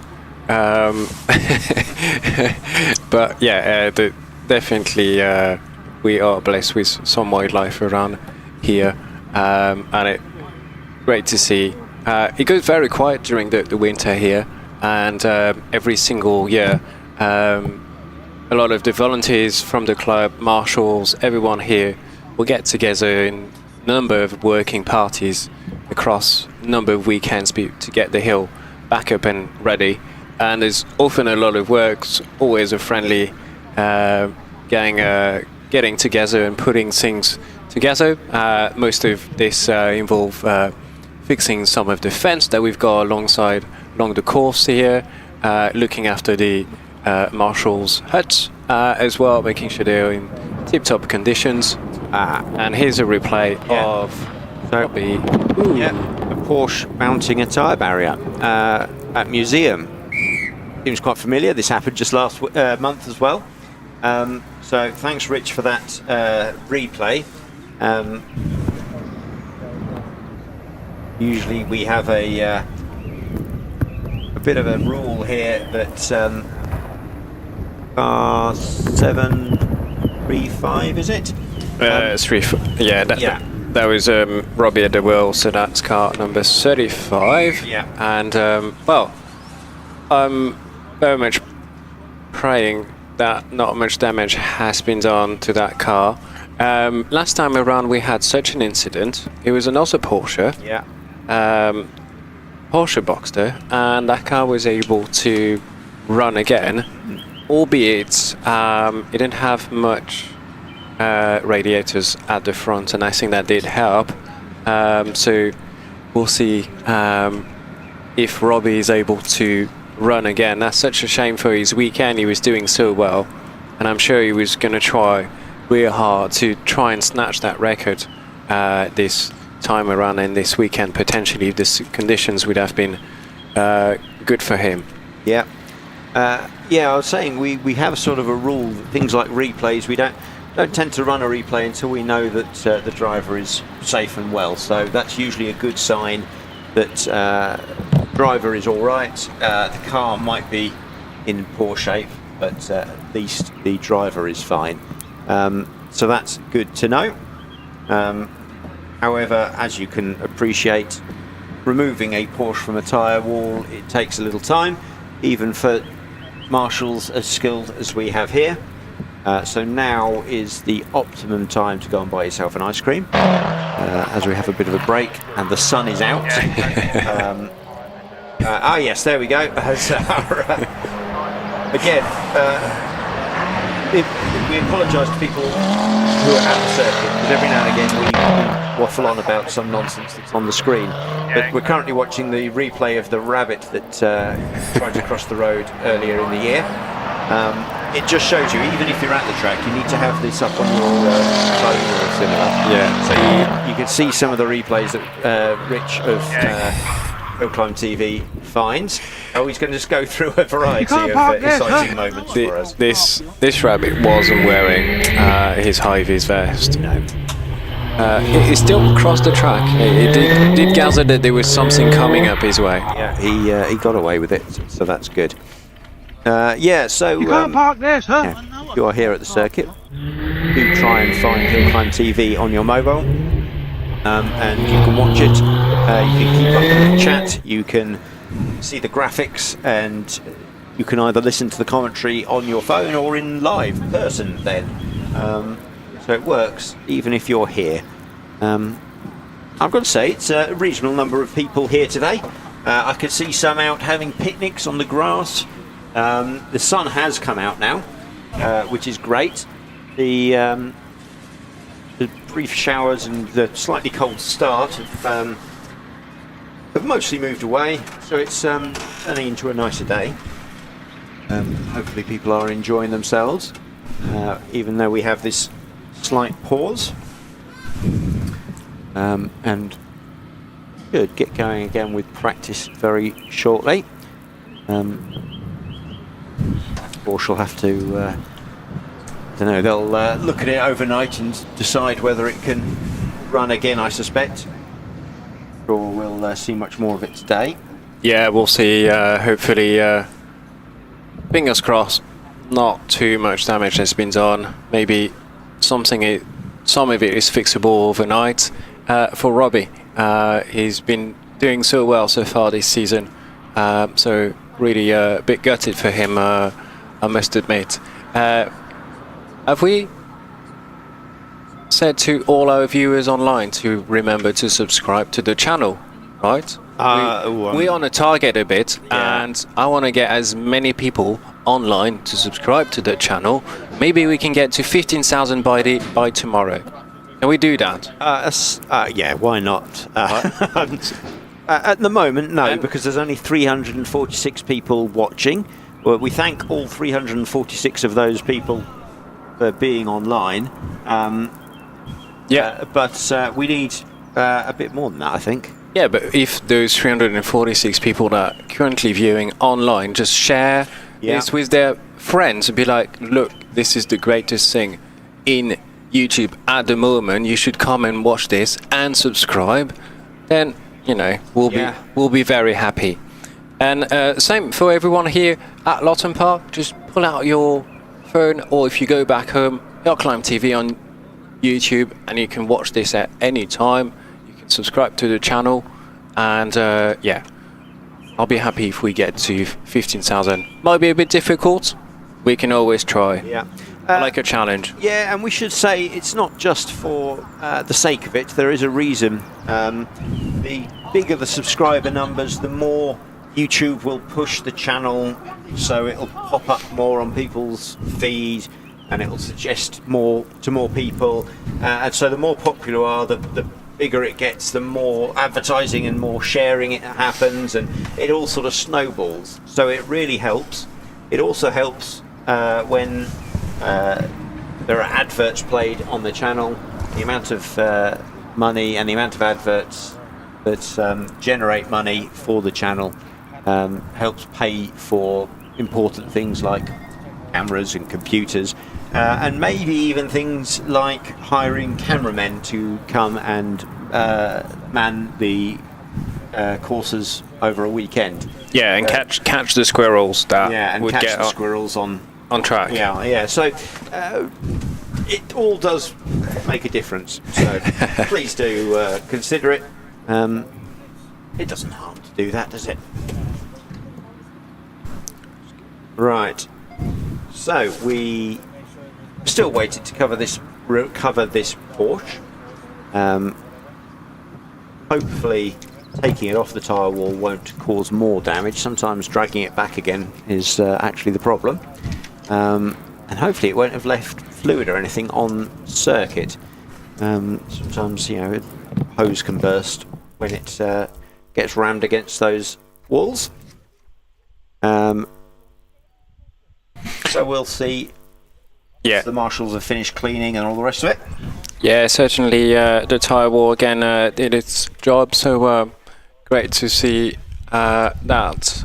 And again, that's what I was saying, it's part of the winter jobs as well, and it has been part of the job as well in the last meeting here at Loton Park.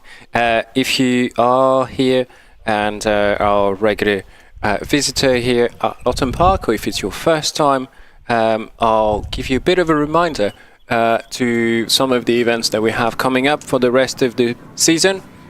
We have a total of 4 different meetings left this season. Time has been flying, really. The 13th and 14th of July will be another interclub meeting. The 3rd and 4th, of August. So that's the first weekend of August. We'll have the interclub meetings. Different clubs will be invited and different championships will be running that weekend. On the 24th and 25th of August, more interclub meetings and different clubs will be running. We don't have the full details of the clubs. You can find all of those details as well online as well. And then finally, the season finale of the National HillClimb Championship and the Midland Championship will be running on the 28th and 29th of September here. So depending on how the season goes, it might be where we have our new Midland and British champion. Now normally it does end up going down to the final round, not always, but quite often. It's been quite interesting this year. Certain drivers have missed out a bit due to problems with the car or whatever. We've had interesting selection of national events. Some were delayed or rerun later and postponed and cancelled or whatever because of weather, and so it's actually been quite interesting to watch so far this year. I think old Wallace Menges is probably unlikely to get the title this year because he's missed a couple of meetings now, hasn't he? Yes, and 2 or 3. Yeah, well, yeah, he had a moment earlier this season, which damage to the car. Which damage to the car, which costed him obviously a runoff, and yeah, I think it's been an interesting season so far. Alex currently is back into the leadership of that championship, I believe. Ooh, has Alex Summers taken the lead? Yeah. Yes, yeah. It must have just... Matt Ryder was leading for a long while, which was brilliant for him. Hopefully Matt can push back, because Alex has had a good couple of meetings with victories, I think. So it would be nice to see it remain tight at the top. That's what we like to see, is a close battle. A few years ago, it was here at Loton that Alex Summers and Wallace Menges were fighting for the title on that last day, on the last run, on the last corner it went down to. So yeah, that was an exciting one. So hopefully more of that sort of action to come. Yes, we're hoping obviously Matt Ryder will be back up and running in the championship after his incident at Shrewsbury. Hopefully the car can be put back together and that doesn't cost him too much of the championship order.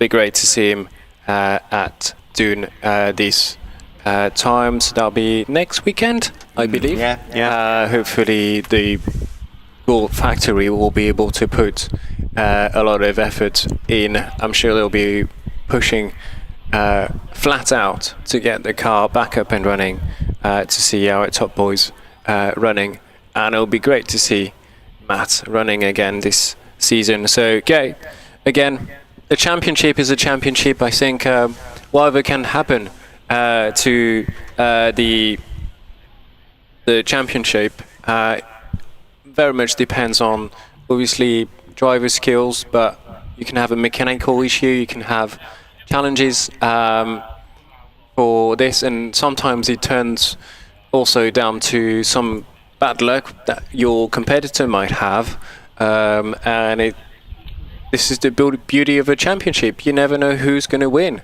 Yeah, I wouldn't wish any ill will on Wallace at all, but his misfortune has meant other people are currently sitting at the top, so that's how, like you're saying, that's how these things go.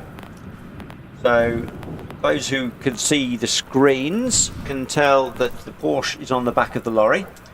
That's only half the job though. The marshals do need to make sure the tyre wall is safe in case somebody else decides to try the same thing, and tidy up any mess, like I said, spilt oil or whatever.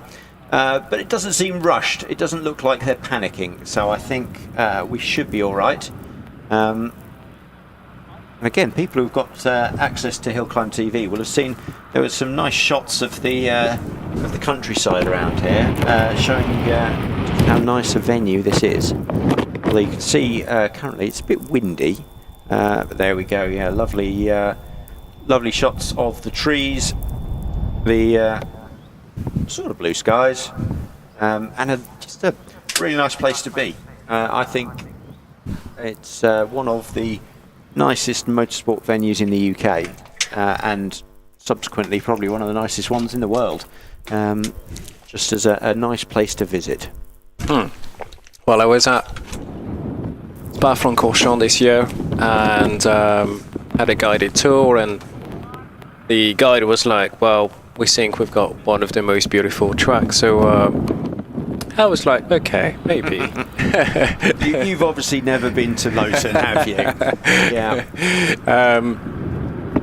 Let's be perfectly honest. I think Spa is a wonderful place. Just the scenery and just the natural elevation of that track makes it so special for many of the drivers around the world. The recovery truck is now heading back to the paddock. He will be delivering Robbie's car. Looks quite bent at the front, and I know there's some probably big radiators behind that bumper. So we'll have to look at it. Probably we'll be able to give you an update tomorrow morning as to if Robbie Birrell will be running tomorrow. Fingers crossed. Really much hoping for that to be the case, and it might just be that it's just a little bit of a plastic bend, but everything can run as expected on that car. Yeah, well, let's hope for the best. In the meantime, the truck, as it returns, the marshals will fix the barriers, get everything squared away. So that's a good sign that we should be running again before long. Damage doesn't look too much, so it's only if it's damaged the underskirts or similar, I think. So hopefully we'll have a look as it comes past. Yeah, doesn't look awful. A little bit bent on the wing, which I'm sure a Porsche dealership will overcharge to put right.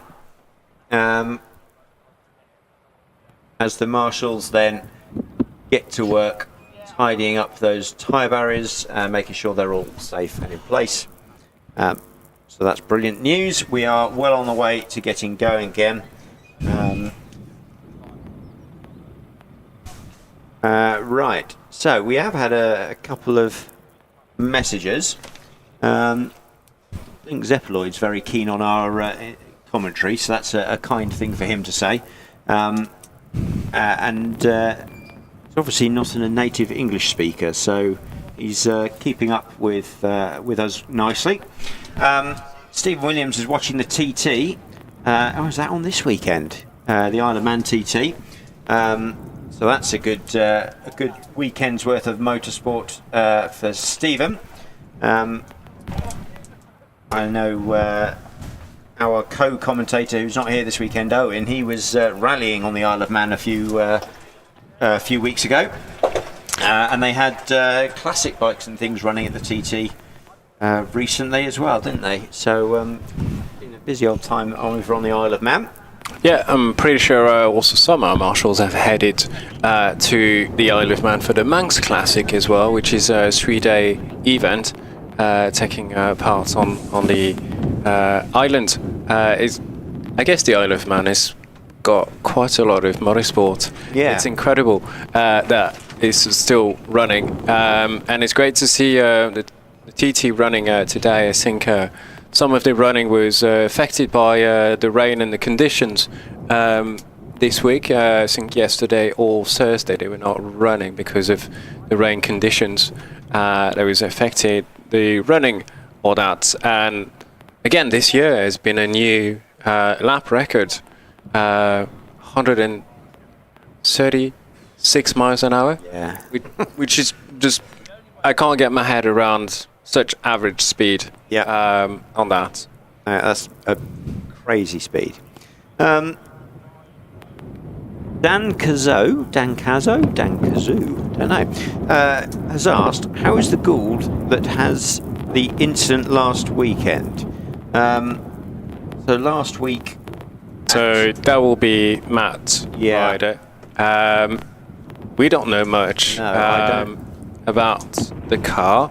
I'm pretty sure the riders in Sean Gould won't be waiting too long to get the car back into shape. So hopefully that car can be fixed. I suspect it went straight to the factory to be looked at. That's it.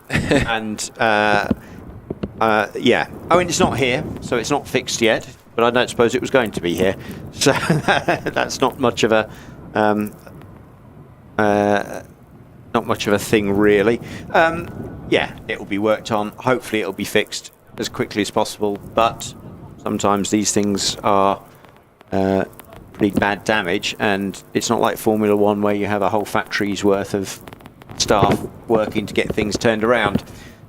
So, with any luck, it will be sorted before long. Yeah, it'll be sorted. I think. Having looked at the images, like probably many of you, it looked okay, as long as obviously there's not much of that. Is that? We've got happy birthday for Ollie. Is that Ollie our photographer? That's an official HillClimb.TV comment as well. So Rich has said happy birthday to somebody, I guess. But I'm not sure who Ollie is. But happy birthday, Ollie, all the same. So yeah, anybody who's just joining us, one of the Porsches forgot the right turn at Museum and landed on top of the tyres. Here we see a bit of a replay. It is a very tricky corner, and you can be going at quite some speed at that point.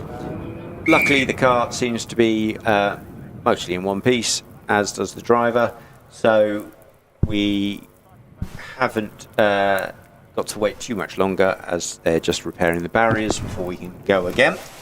So that will be shortly, we're hoping.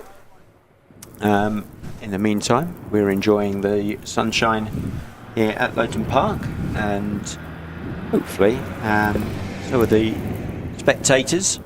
Now is a great time to go and wander around the paddock, have a look at some of the cars, food, drink, ice creams, Loton Park t-shirt or baseball cap, whatever it is that you might want. Yeah, it's a great occasion as well to say a big thank you to our marshals. You can see all the work that they're doing on those different events to get everything back up and running. It's always tricky thing, especially the recovery, but those guys are well experienced and will take great care of the cars, and then can see the car back into the paddock, and hopefully can be assessed, and we can be sure to go back into running. Robbie is fine, no problem for him, so great to see. That's the most important thing in any incidents like this. We have been told that we're hoping to be back up and running in about 5 minutes. I can see marshals and chief marshals getting back into the course cars, fixing everything, and they'll be back up and running. Once everyone is back into position, a quick radio call will inform everyone that they're ready to go back up and running. We'll hear the whistle, the red flag will go down, and I'm sure we've got cars lined up. Some drivers have been waiting on the line for quite a moment now, and they'll be back up and running. Now, we could have made it to the ice cream truck and back in this time. Well, I think we've missed our opportunity now. Yeah, that's, well, here we go. Sometimes we've got great ideas. We'll have to train the marshals that when they know it's going to be a longer stop, they can tell us so we can go and get in the queue for the ice cream. Well, sometimes they are busy, so that'd be... Oh, yeah, I suppose, yeah.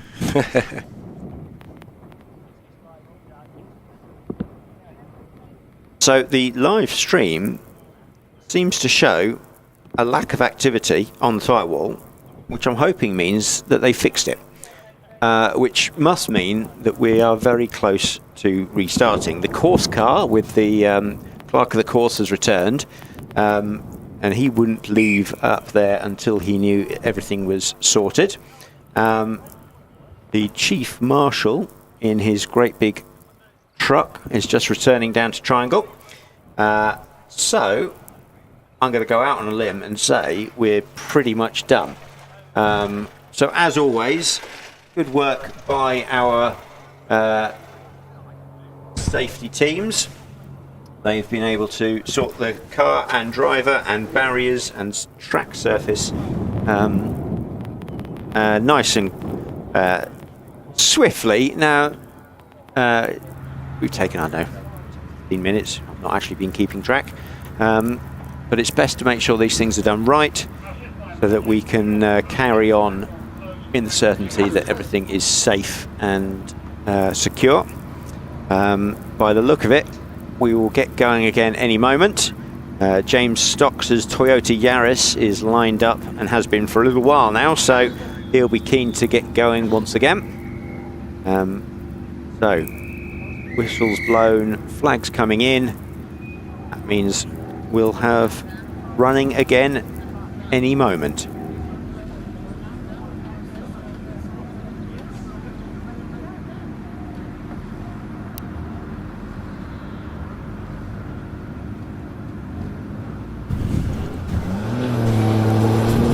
Right, James Starker just left off the line 2.2 at the 64 feet. That's looking good, and he'll be looking to have a good run.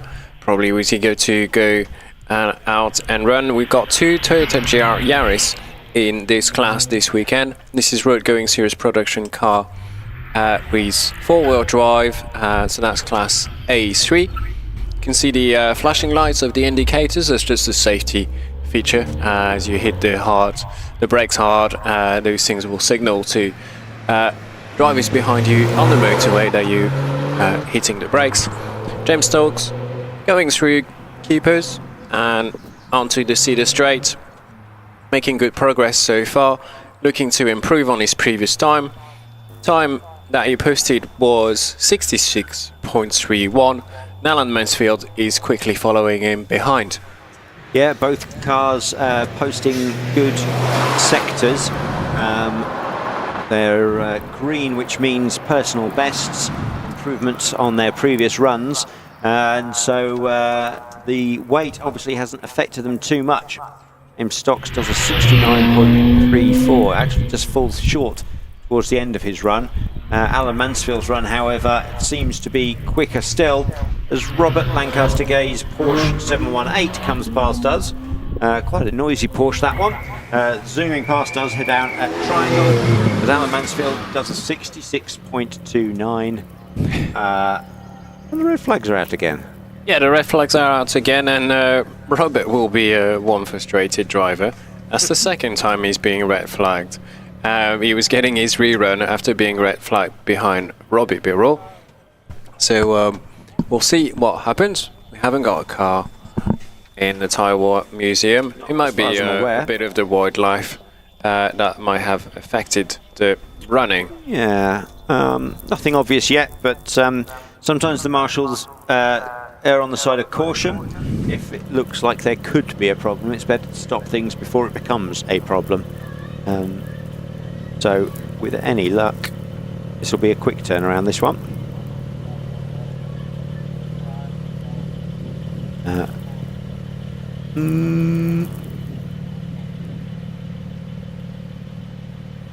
I don't know. Well, the Porsche can go backwards down the hill. It's a bit big to turn around, that thing, isn't it? I'll have to find one of the hard standing areas it can turn on. Otherwise, it would be not a 3-point turn, a 50-point turn. Yeah, luckily we have just, this is where usually a recovery track will spend its time. So Robert will be able to reverse back into this area and probably head back to the paddock and try to jump the queue once more. Yeah, that'll be all good for Robert. I'm just going to have a quick look at the time.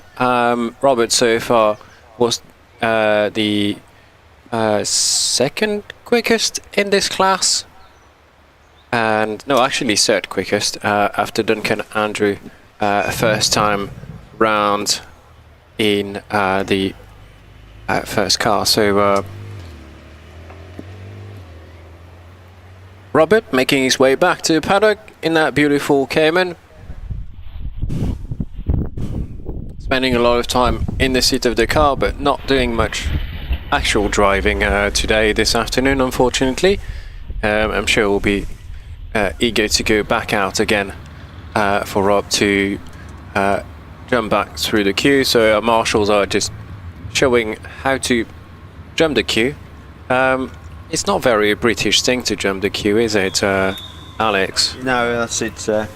He'll be allowed to rather than he'll jump the queue, I suspect. No one's going to give him a bad look. No, I'm still not sure what that red flag was for, but it's gone now, so that's fine. We'll carry on with Paul Evans's Westfield in a moment. See him take off from the line.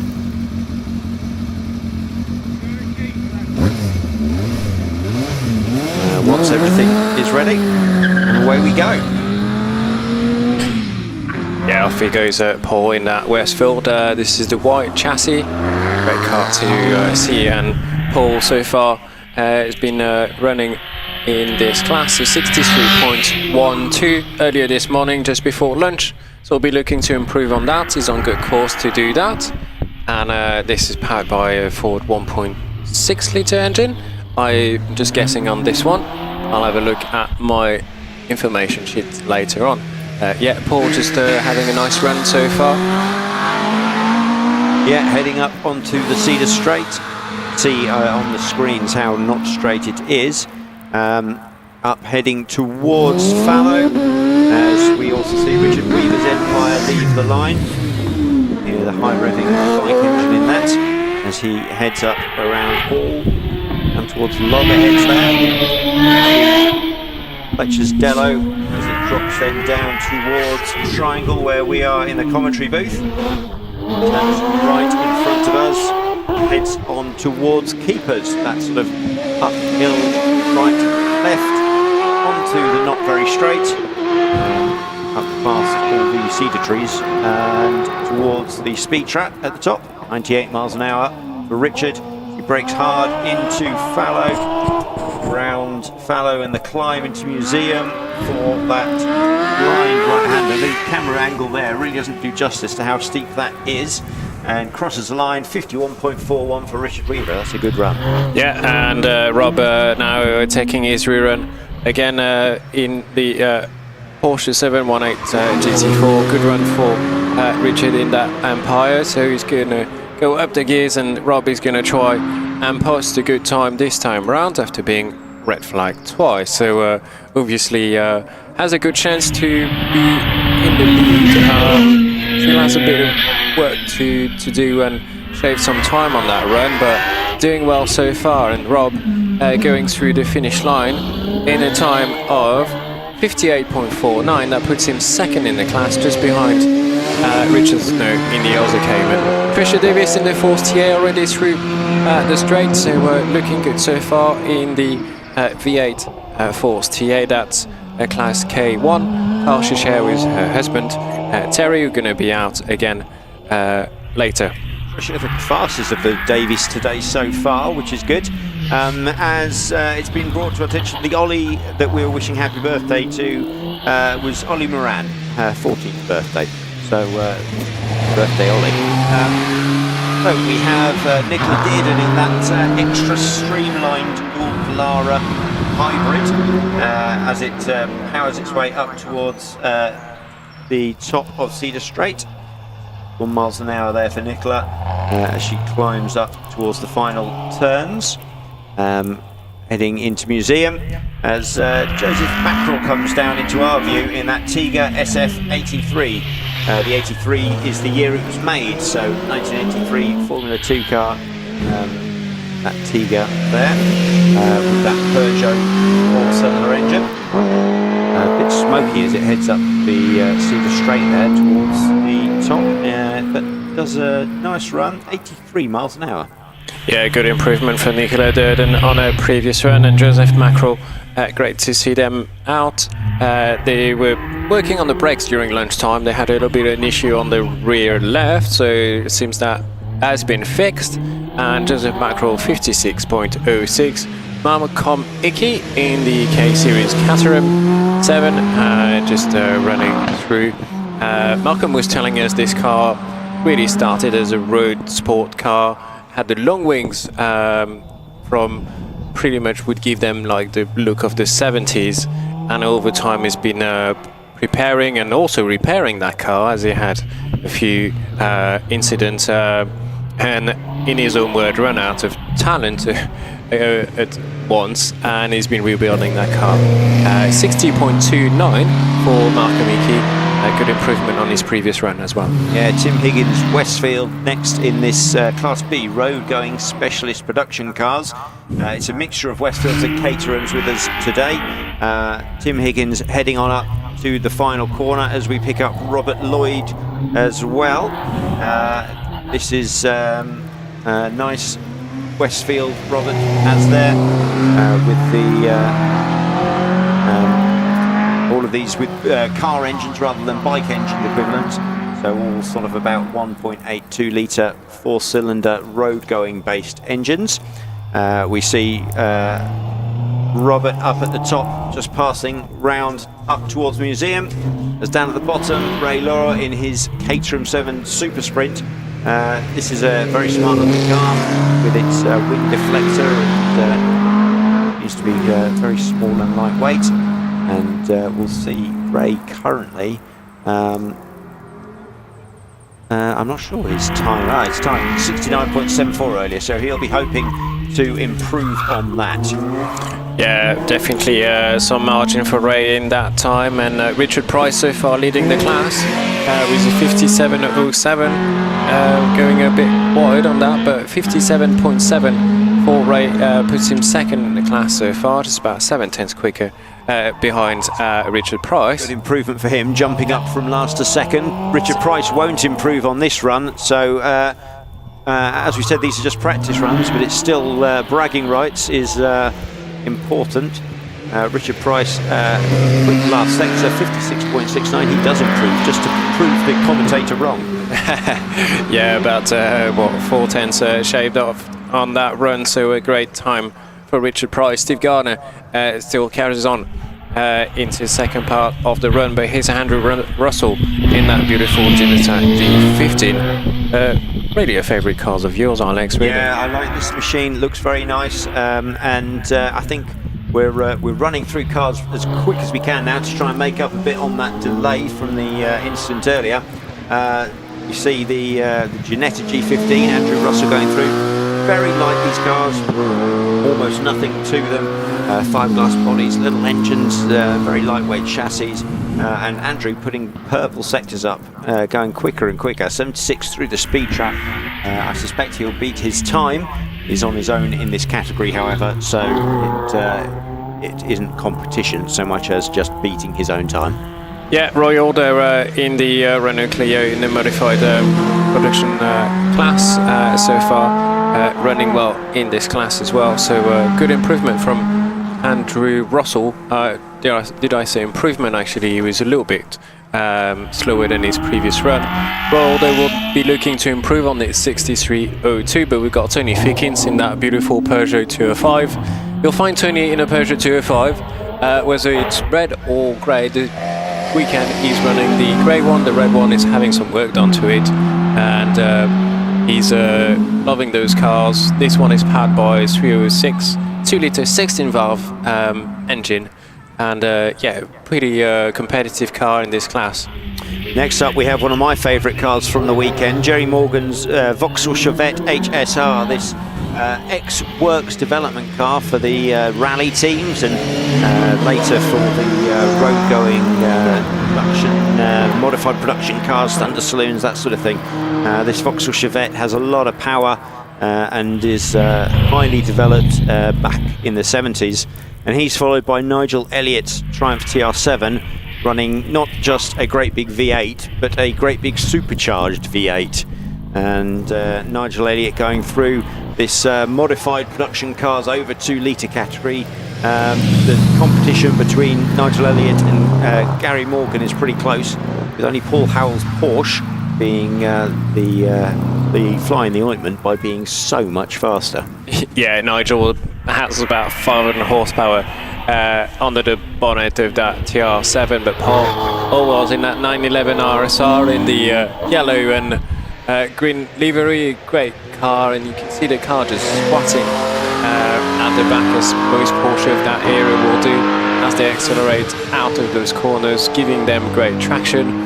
Paul's got quite an advantage so far in the class, and he'll be looking to improve on that time. We'll see how much he can improve. I'm pretty sure you can get to a low 57 on this run. It's looking good so far for him. Becky Banton is also on track, not in a Shifnal, that's where she comes from. The car itself is a Westfield, I believe. Heading up onto Cedar Straight now, and slightly down on her previous runs. However, she's currently quicker than Graham Manton, who's sharing the car with, but it's pretty close between those two as she heads up towards the end of the track. We move on to Roger Moran in this rally Skoda, which is a spectacular car to watch. Just jumps around like a rally car does. So great to see as it flies up the hill. Roger currently not going quicker. We'll see whether he can pull it out towards the end of this run. He's currently sitting second behind Scott Moran. Rather good inter-family battle developing there. Yeah, it's looking good for Roger so far. Good times, 88 miles an hour at the end of the Cedar Straight, and a 53.39, so not as quick as his previous run. But George Harding was pushing hard on that run, looking. He used all of the track and a little bit more outside of Fletcher's, and still pushing on that run, going so far purple sectors all the way through. Yeah, really pushing that Mitsubishi Evo, trying to get the most out of it. He was right on the edge a few times, so this should be a good run as we hear the pops and bangs of Steve Mundy in his Rallycross Ford Fiesta. Very distinctive sounding car, this, even more so than the distinctive looking. Yeah, there's not much Fiesta left in this car. This is running a Cosworth turbocharged engine, about 600 horsepower under the bonnet of that car. This car has escaped the Rallycross stages and circuits to make its way back into, well, should I say, into HillClimb. And Steve is running this car for the first season here. And Steve going through past this, but here's another one that can put on a show his iron price. I thought he was going to hit that corner, but no problem. Plenty of dirt on his run as he tries to catch up with the Morans in a very similar Skoda rally car. I think Iron Price has slightly less power in his, so no surprise that he's a little bit slower. However, only by a couple of seconds, so he's certainly able to improve, and he's really trying to. And he crosses the line 54.97. It's a good run, but it doesn't really improve on his earlier times as we switch to Stephen King in that Radical Pro Sport. Yeah, from four-wheel drive specialist rally cars to more prototype orientated cars in the Radical Pro Sport. This is the early Radical. You can see the wing, and very much built for circuit racing, but quite at home here on the hills here, especially the Pro Sport, but the SR1s as well that we've got from David Bickley here. Most of those Radicals are powered by bike engine, makes them affordable to run, and a wonderful thing to see on the hills here. Yeah, we've got a pair of SR1s coming out next. David Bickley, as we're watching, will be followed by Oliver Wright in a similar machine, however in that bright blue and orange Gulf livery. David Bickley is heading towards the finish line now.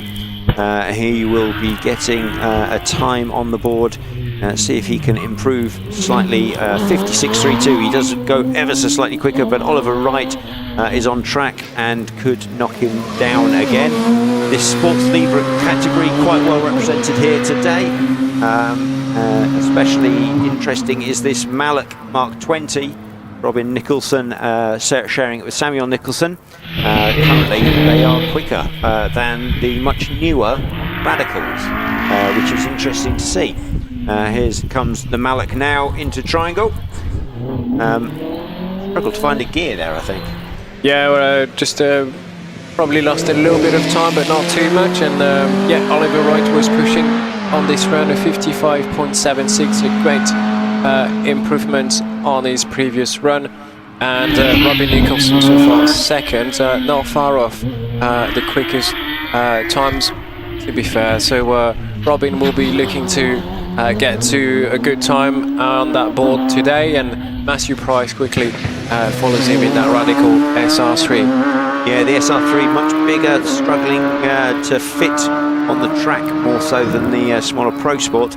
Matthew's missed a couple of runs today, I think, so good to see he's getting out now. We'll see whether he can improve on his time. He's gone green throughout most of the run, purple on Museum. Can he upset things? He does. He goes quickest, 53.32. So category F tomorrow, Sports Libre and racing cars, should be a one to watch for a close, tight-fought battle. Yeah, good entry this weekend in this class, and it's great to see the tight competition between all of those cars, and seeing the Mallock actually getting up to the top of the leaderboard in this class. It's probably about 30 years between those two cars, I would say. Yeah, I think that Mallock's a mid-80s car. So maybe 40 years. Oof. There we go. Or just under. Which is really impressive, certainly considering if you might not make it out on the screens, but if you're here in person, have a look at the Mallock in the paddock, you'll see it's actually, I suppose it's technically mid-engined, however the engine is forward of the driver. It's still in the middle of the wheelbase, but it is forward The driver sits behind it and off to one side. So it's an unusual layout for any car, really, but certainly for a racing car. And Mallock, there's a lot of Mallocks had this slightly unusual layout, but it seems to be working all right. Yeah, it's only on until the later iteration that Mallock looked at having the engine at the back of the drivers in a more central position. I think I have heard in the past some drivers have been sort of reluctant driving them because in some models you are sat next to the gearbox, which could be something that might be, in case of a accident, could be something a little bit worrying. And all the cars are now making their way back to the paddock, so it's a great opportunity for everyone here to see them at a more settled pace, have a good look at the cars as well.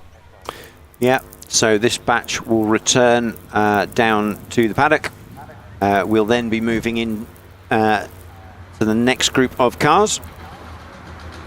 We've got some of the single-seaters to go through, and possibly a few other bits and pieces, because some entries this afternoon were competition, others were just practice, but mixed up the running orders a little bit. We'll see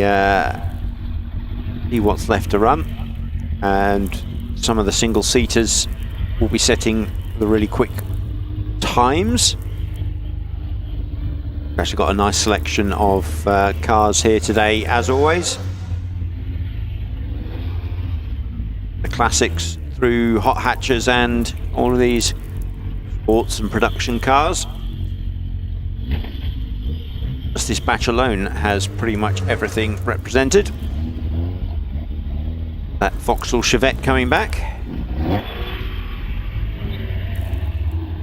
followed by the Mallock, and at this slower speed you can sort of see the unusual layout of that car. A rather noisy PR7 with its big V8.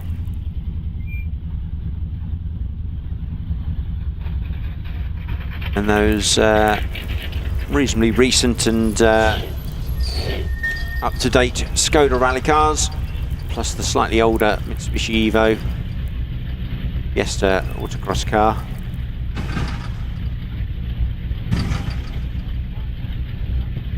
Right, traffic jam heading back down into the paddock as cars head off to their respective places in the parking. One of the benefits of actually being here trackside is that you can go and wander around all of the paddocks, see all of the cars, get right up close, chat to any drivers or mechanics that you see.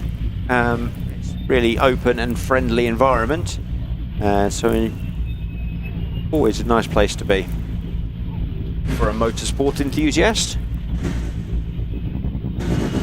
Yeah, definitely a fantastic place to be. I was last weekend in Coventry on the ring road, which is definitely a different environment, but nonetheless. Should explain you weren't just hanging out by the road, it was for the Motorfest event. Yeah, we basically you would close the ring road for about 2 junctions and just make a few chicanes, and you have a sprint course, and you can just go out and run your car on the ring road, and forgetting about the speed limit that you would usually find on that ring road. So I was just stood there in the middle and just, you know, chatting about cars. And it was completely different atmosphere here. Most of it's probably a bit of impro and making things up as we go, but we had a great time, and it's a fantastic event if you are living close to the Midlands. It's a great event, a lot of display cars around the city, drifting, fantastic times. For Coventry was the 10th anniversary this time, and yeah, fantastic event. We've got Graham Lokes just making his way, so he's gonna head into the tyre warming area. I think Graham isn't a great keen on warming tyres. He just goes out, does what he does best, drives the cars around, comes back in one piece. Yeah, Graham's been campaigning this Lola chassis for a while. A little while ago decided to put this Porsche engine in it, and it works quite well. He was cleaning the inside of the engine cover this morning as I went over to see him. He was saying he's getting a bit of splatter out of the drive shafts or something, a bit of oil seeping from somewhere. It doesn't seem to be slowing the car down at all. It still looks great as it runs round the course. Really proper sort of period looking machine, this. Yeah, Graham being a great competitor, always a friendly person to chat to, and yeah, great seeing. It's very good to see those Lola's prototypes from the 70s, and it's great. It's just taken the engine from the road car, put it into there, tweaked it a bit. He has spent quite a lot of time building that car. About a couple of years ago now, over the winter, had a few challenges finding some of the parts, but we're wonderful thing to see. Clive Austin has just left the line in the Empire race. What a beautiful car. We are having a chat with Clive about which single-seater is the best looking, and this is probably one of them. Yeah, Graham Lokes does a really good run, 57.14, as Clive Austin comes past us. Very dramatic looking car, this, with the underbody aero and everything. It's definitely one that's been designed for hill climbing. The layout wouldn't necessarily work for a circuit racer, but certainly, yeah, dramatic looking car, especially in that black livery that Clive runs. Yeah, Clive, so far in this class, 51.90. You'll be looking to get under that 50-second mark, I'm sure. Not quite a 51.01, that's an improvement still, so great turbo speed for Clive. Nigel quickly follows him in the OMS 3000M. All of those single-seaters are bike-powered, and you can hear the high revving engine of those cars, and the gears going up and down as they've got quite short gear ratios on those machines. Yeah, Nigel heading on up the track. This car always seems to be right on the edge. I'm not sure if it's the way the machine is or the way Nigel drives it, but he certainly tries, doesn't he? He pushes hard all the way. Before we get Stuart Bickley in the bright yellow Force TA. Now, Stuart's been really spectacular at times this year, putting in some really great times. So he's really improving as a driver and really understanding more and more about this car. And I think Stuart is on a super hot run. Yeah, Stuart currently leading the class on equal points with Tom Weaver, who quickly follows him. And let's see what Tom obviously couldn't run at Shrewsbury last time. Had a mechanical issue on the car, and jumping the Saxo to save the day. Tom running so far 47.50 for a really good run for Stuart. That's a really good time for that car, and let's see what Tom can do. Getting close to that, but he might be a little bit behind. Tom, quickest time of 48.26 so far today. That was looking good. 108 miles an hour at the end of the Cedar Straight. Tom seems to be down in most sections compared to Stuart. I don't think this one will be as quick. Now, it is just practice, obviously. It doesn't count for anything yet. 48.06 does go quicker than his previous run, but doesn't actually beat Stuart. So Stuart got the upper hand in this category so far. Carol Nichols then in that Nike Mark IV car her dad made back in the 60s. He was the chassis designer and man behind the Nike Mark. And Carol, well used to competing in that machine here at Loton. Before Les Buck in another classic Formula 4. Formula 4, this Ringgit Mistral. Nice little machine, again, 60s, similar time to Carol's Nike. Yeah, great way into the sport. And single-seaters, those Formula 4, they were the academy car for a lot of drivers. Many of the famous names that we know today are all been going through the Formula Fords, all those entry-level categories of cars. Looks like John Stockley may have maybe a technical issue. So he's heading back to the paddock. Not risking anything. It's only Saturday, so he's turned off the engine, and hopefully something that can be looked at it's a shame. later today. A really good start for him, but maybe something on the car broke, or he felt it wasn't right, decided it was safer than sorry. As we said, practice today doesn't mean anything. Damage the car ahead of tomorrow. Mark Schlenker up next, his force, and kicking up a bit of dust as he goes around the top end of the circuit at loggerheads, down into Triangle, and then powers his way towards the right, left, uphill climb of Keepers to the straight. Currently he's just slower than Robert Kappa, but it's very close between these two. The miles an hour for Mark Schlenker as Robert Kappa scorches off the line, does the first 64 foot, incredible time, almost 2 seconds dead.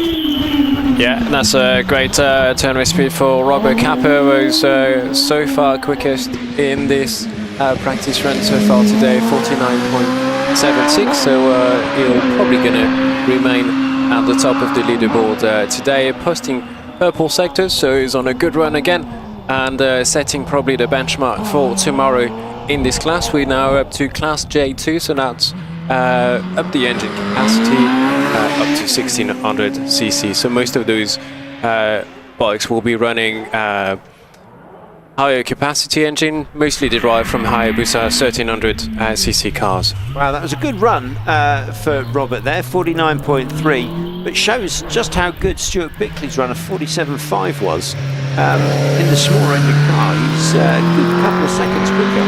That's impressive stuff by Stuart Bickley. So we've got Anna May Furness on track as she heads up to the speed trap at the top. Whereas Terry Davies in his Force TA just left the line. Yeah, Anna posted a time 55.91 previously, so she'll be going through 58.73, and Terry Davies on a really good run so far. Personal best in all the sectors in that class, so he's looking to improve. Terry probably doesn't want to do the washing up tonight, so he'll be pushing that car to see if he can get quicker than Trisha. Yeah, Terry Davies climbing up the final few bits of the circuit as we have Andrew Henson in that side podless Gould Dallara coming through very quick as he's running through there, setting green sectors, so personal best times. With any luck, he'll be able to improve his time slightly as Jonathan Farley leaves the line in his Predator. Yeah, Andrew Henson on a really good run so far. He's going to be improving on that previous time for sure. His best time for Andrew Henson was 52.18, that's a 50.34, but Jonathan Varley, the current Midland Hillclimb champion in that beautiful GWR Predator, is on a run as well, looking to improve on his best time already. He's got quite a lead already, and I think he'll be dipping into the 46 seconds. Yeah, well, let's see if he can beat Stuart Bixley's time. Although, again, different classes. So far, Stuart, I think, must have the fastest time of the day. Jonathan Varley crosses the line, 46.4. Brilliant run for him. Yeah, 121 miles an hour at the end of the city straight. Quickest so far, I think, that we have seen for Jonathan Varley. Yeah, Peter Tatham is next on to the hill. He's OMS 28. He's heading up the top end into loggerheads. A bit of a sideways action there coming through to drop down into Triangle. Really hard on the power. Deep there through the S-bends of Keepers onto the Cedar Straight. Must have lost a bit of time somewhere. See whether he can gather it up again in the final few corners. Yeah, Peter definitely a try here in this class, and in that 1300 supercharge engine, class K2, 49.27, and not improved on his previous time. I think he lost a bit of time on the first part of the course, so you know, there's a bit of potential, I think, in the car if he can have put all of those sectors together. John Chalmers is on the line, and he'll be launching the car in a few seconds. I expect that. I can hear the engine just running 1.70. A really quick start for John. That is an incredible time. I think that's the quickest I've seen ever. Yeah, off the start line. Brilliant getaway, and he's keeping it purple. He's got a long way to go to catch up with Peter Tatham, but this run looks like he could well do it. Going quick, still down at Triangle as he heads towards Keepers. Nice and neat through there. I think that's what was slowing Peter Tatham down, was a slightly ragged run in places. If John can keep this clean and tidy over the last part of the lap. Oh no, he misses his braking point, takes out a couple of the cones, parks himself in the holding area at the top. Oh, that was a shame. John Chalmers was on a really good run, but a slight missed braking point there. It doesn't look like it did any damage. He just went off-road a little bit through the dirt. Luckily, it's nowhere near as wet here. If that had happened a few weeks ago, he probably would have slid off and be in the south of Wales by now. But just skid across the top of the grass. See how the fact that it's not that straight, really caught him out. He couldn't slow it down enough when the corner was coming up. Yeah, definitely look. Yeah, he just impressive on the applies the brakes, locks it on up, the camera, and then it just goes away from him. And yeah, cool. But no I suspect harm. he gets onto the exit road there.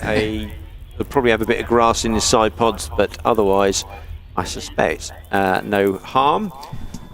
He was on a really good run though, so I suspect tomorrow those two will be a lot closer than the timesheet suggests now. Yes, you're right, and we'll see tomorrow.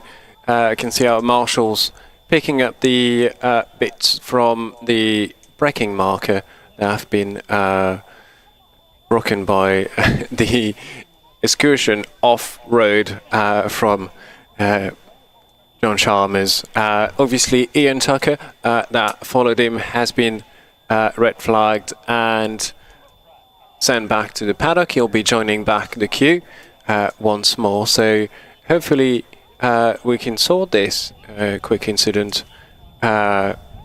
relatively quickly, and they'll be probably turning. Well, it was kind of heading back into the top paddock, so I guess they'll just leave him there. I suspect he'll be fine where he is, so once they've swept up they could probably get going again. Luckily he was able to use the escape road because the grass at the top end there on fallow is a bit bumpy and a bit probably still a bit soft in places, so he didn't want to run onto that. He was able to luckily escape somewhere safe. Yeah, definitely the best escape route. Yeah, I think can so. hear.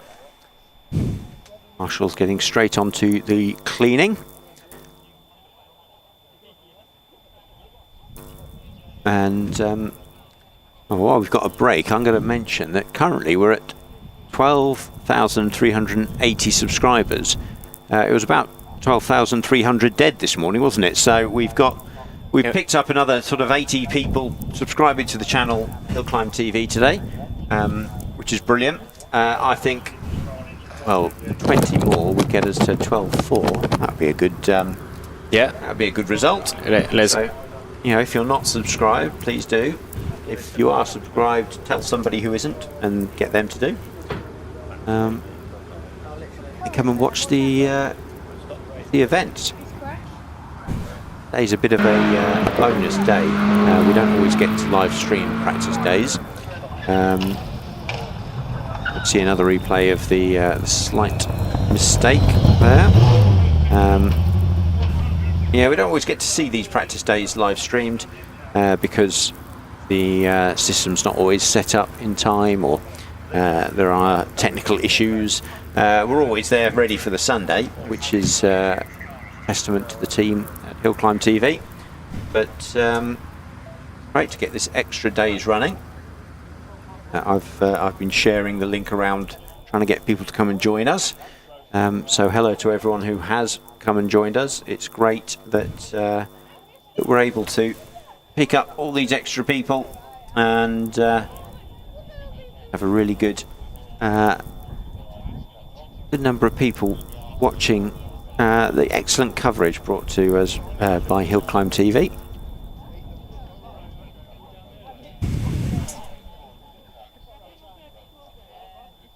Yeah, I've just been trying to keep a quick look at the comments. If you have any question, obviously, feel free to post them on the chat. We'll pick them up as we go. We've got a little bit of downtime, but the red flags are coming down. I can hear the whistle, which means we are back into action. The cars will be starting the engine on the start line. Yeah, we'll get going again very shortly. Again, we missed our chance for an ice cream. We need to be quicker off the mark when the red flags are thrown. It's alright, we'll get one at the end of the day. Yeah, we'll go at the end of the day. So, this beautiful Jaguar-inspired livery, reminiscent of the Formula 1 team of the early 2000s, that's now Red Bull through various changes. Paul Croot there. He chose that livery because he's got a Jaguar engine in it, so it all makes sense in the end. But it does look good, that car. Yeah, it sounds magnificent with that V6 at the back, and yeah, about 300 horsepower at the back of that car, so it might be giving up a little bit of power against some of the bigger machines that we have in this class, but Paul always enjoys driving that car, and he drives that beautifully through the finish line at 54.09, shaved about 7/10 of that run. But Graham Wynn in the Gorgia R59, this is probably one of the most advanced car that we have today on the hill. It's a full carbon car, full carbon turb, big V8 4-litre jet at the back, and a lot of power under the right foot for that for Graham. Yeah, a good run so far. It's going purple sectors now. This is just practice for these cars now ahead of tomorrow's competition runs. So it doesn't actually mean anything, but having the confidence of the fastest time will be a benefit going into the event tomorrow. Graham Wynn passing up, follow up towards the museum. Takes that nice and neat as we then cut to see Malcolm Thorne's brilliant Lotus 69. Graham Wynn does a 49.16, a nice time for him. At the end, he just missed out on purple sectors all along. Yeah, this Lotus 69 Formula 2 car, driven by Jerry Birrell and Eddie Jordan in the past, so has some real heritage to it.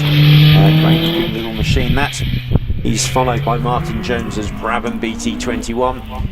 These classic machines really have the look of those Grand Prix cars of the 60s and 70s. Smart looking cars. We also have coming up soon Andy Tippett's Brabham BT30X, which is the HillClimb edition. And that thing has a lot of power and wings and is a very quick machine. Yeah, it's a very quick car, the BT30, powered by that Rover V8 at the back, and sounds like it. And the Rover V8 has probably powered half of the British production of cars, but at least for a period of time. You might get in trouble with Andy if you call it a Rover V8. This is in fact the Buick V8 before it became a Rover, which apparently is a better quality engine, but it's basically the same engine. Yeah, pretty close. And Andy Tippett going through the finish line in a time of 55.92, so just under the 50-second mark. He'll be pleased with that. Robin Johnson, second driver out in this car in the Tiga SF83. Great car, this one out again.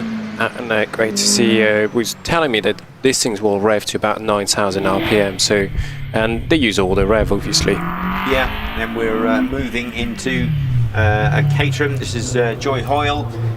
This is a shared car, so that's why it's coming in the middle of single seaters. Joy taking that Caterham up. Did some good runs earlier today. Seems to be a quick car and driver combination. So we'll see tomorrow. The whole Class B will be pretty tight and competitive. Joy Hall heading up into Museum now, towards the line, as we have also Phil Oatley getting underway. Joy goes fourth fastest with a 57.89, so that's a nice improvement for her, as Phil Oatley seems to have stopped. Now unfortunately, this OMS, first weekend out, and they were hoping for clean runs. Obviously not going to get that now. Hopefully it's nothing major for them. Yeah, it looks like a car just came to a stop, just in the middle of the track, really. Marshals are coming to the driver just to check what's coming up. In this brief pause,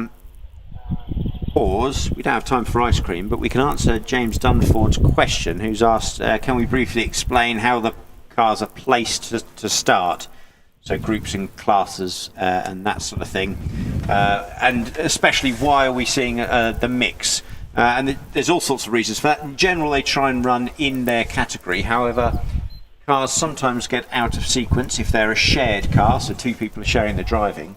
One of them will be driving amongst their class or their category, whereas the other will have to go at another time. So sometimes it can end up being an odd jump, as we just had, from a single-seater to a Caterham to a Renault Clio or something like that. So it's sometimes due to scheduling, effectively. Sometimes if a car has an issue and can't run in its time slot, the organisers are kind enough to let it rearrange when it runs in the batch. So sometimes you get things running out of sequence because they had an issue or whatever, although they will try and bring those back round on turn eventually. And also sometimes if a car is waved off due to a red flag, it might then end up running its run at an odd time. But in general, the timing people and the paddock marshals try and create groups of cars that are similar and follow the order through the programme. So we start with Class A's and we run through to Z's or X's or whatever it is we've got today with the Porsche. So it tends to have a system to it. The occasional oddities are just due to scheduling and trying to make sure everything is working smoothly. So it can be confusing, especially to us simple folks in the commentary booth, when we have to try and catch up as to why all of a sudden there's a Renault Clio running in the middle of a group of sports cars or whatever it is. Yeah, we tried our best every single time just to make sure we keep track of the action and try to make sure everyone who's watching here, either in person or live on YouTube, gets a good understanding. Looks like the car is just making their way back to the paddock. Oh, Jamie could have done this on his own, to be fair. But he's got a great team around him, so everyone is helping, and I will be back to the paddock. Hopefully nothing terminal for the car. Might just be an electric or a small issue. Yeah, it could be anything. That car's just been through a big rebuild and there's always going to be little gremlins, and sometimes it can just be down to unfamiliarity with the car. They might not have set something quite correctly, or they might have not realised exactly how things run. So it's hopefully not the end of the day for those guys. Well, it might be the end of the day because I don't know how many more runs we have, actually. When I said that, it might not be the end of the weekend for those guys. We'll see. Right. So we're lining up again. Ian Tucker in his OMS often ends up on a category on his own because he's in racing cars between 1600 and 2 litres with normally aspirated motorcycle engines and an integrated gearbox. It's the most specific category I think you could find. It seems to only be Ian Tucker. It could just be the K3 Ian Tucker class because nobody else ever seems to have the specifics to join him. But that's fine. This is Class K3. Yeah. Sponsored by Ian Tucker. Exactly so, yeah. But that's fine. We like seeing Ian on the hill. We like having a variety of different classes. And again, it proves that literally whatever you want to run, you can find a category in hill climbing. Yeah, Ian Tucker just left off the line at 2.3 seconds. Off the line, slightly wide on the first corner, so he'll be looking to make up that time on the second part of the run, but looking good so far. Off he goes, hard on the brakes and turns the car into triangle. A little bit of understeer, but no problem to get the car turned around. And off he goes, going to go up the gears. And we have also Ross McDonald in that Porsche 911 2.7 RS, which just launched off the line. Ian Tucker 90 miles an hour at the end of the straight. Looks like he has made up some of that time in that second part, isn't he? Yeah, really improved in the second half of that run, which is good. He's coming up close to the line as Ross McDonald smokes his tyres as he breaks down into triangle in that Porsche 911 Carrera 2.7 RS replica. Bit of a mouthful. Ross tried this car out earlier in the year and felt a misfire due to problems with the injection system, but it's running well today and has been setting some nice times. He's getting close to dropping below that 60-second mark, so that's surely got to be his aim now, I think, for tomorrow's timed runs. See if he can just drop it. He runs a little bit wide on the Exeter Museum, seems to struggle a bit through that corner. That slowed him down ever so slightly, 61.88. He's ever so close to getting down to 60 seconds on that. Yeah, no, his best time so far, and he'll be a little bit frustrated with that run, but it's just still practice. 52.99 for Ian Tucker. That was a good improvement on his previous run, and it's the end of the batch, so all the cars will be returning to the paddock, and we'll be releasing the cars. I'm not sure if we'll be allowing our drivers to have a second practice run this afternoon. We'll see. We'll wait for the news of the officials or not. It's relatively nice day, so sometimes we know the organisers will be fitting that extra run, just offering this to everyone who wants to take it. If you've already run out for the day and went to the pub, so be it. But if you want to run, then you can have a good chance to do that. We'll see. The time is right on that limit of whether we could get another run in or not. Yeah. Because of the delays earlier on, and it is only practice. Everybody's had good practice runs now, so do join us again tomorrow. For the practices in the morning, competitions I think later on, and we'll be live streaming all day. We'll be here at trackside. You're more than welcome to join us on either or both, and do tell everybody to tune in or come and visit us. I don't think it costs much to get in, and it is a great venue to visit, so please spread the word and join us again for more action tomorrow. As these cars are sent back down, we can see the marshals starting to pack up, so we're pretty sure there won't be another run now, and we'll see. I think it's time to for Mr. Clown Town 57 on YouTube to go to bed. I think I don't know. Oh blimey! Yeah, what time is it in Australia? Yeah. Well past midnight. So I'm glad we've been managing to keep you well awake, and you've been enjoying the show. Join us tomorrow for more action for all of the Midland Hillclimb Championship, and even more for our UK Loton Park Championship tomorrow. Thank you everyone here for joining today. You're more than welcome to come back tomorrow or watch everything online as well. Yeah. Yeah, definitely. So from myself, Alex, and from Ben up here in the commentary box, we say thank you. We'll hopefully see you all tomorrow. Have a great one.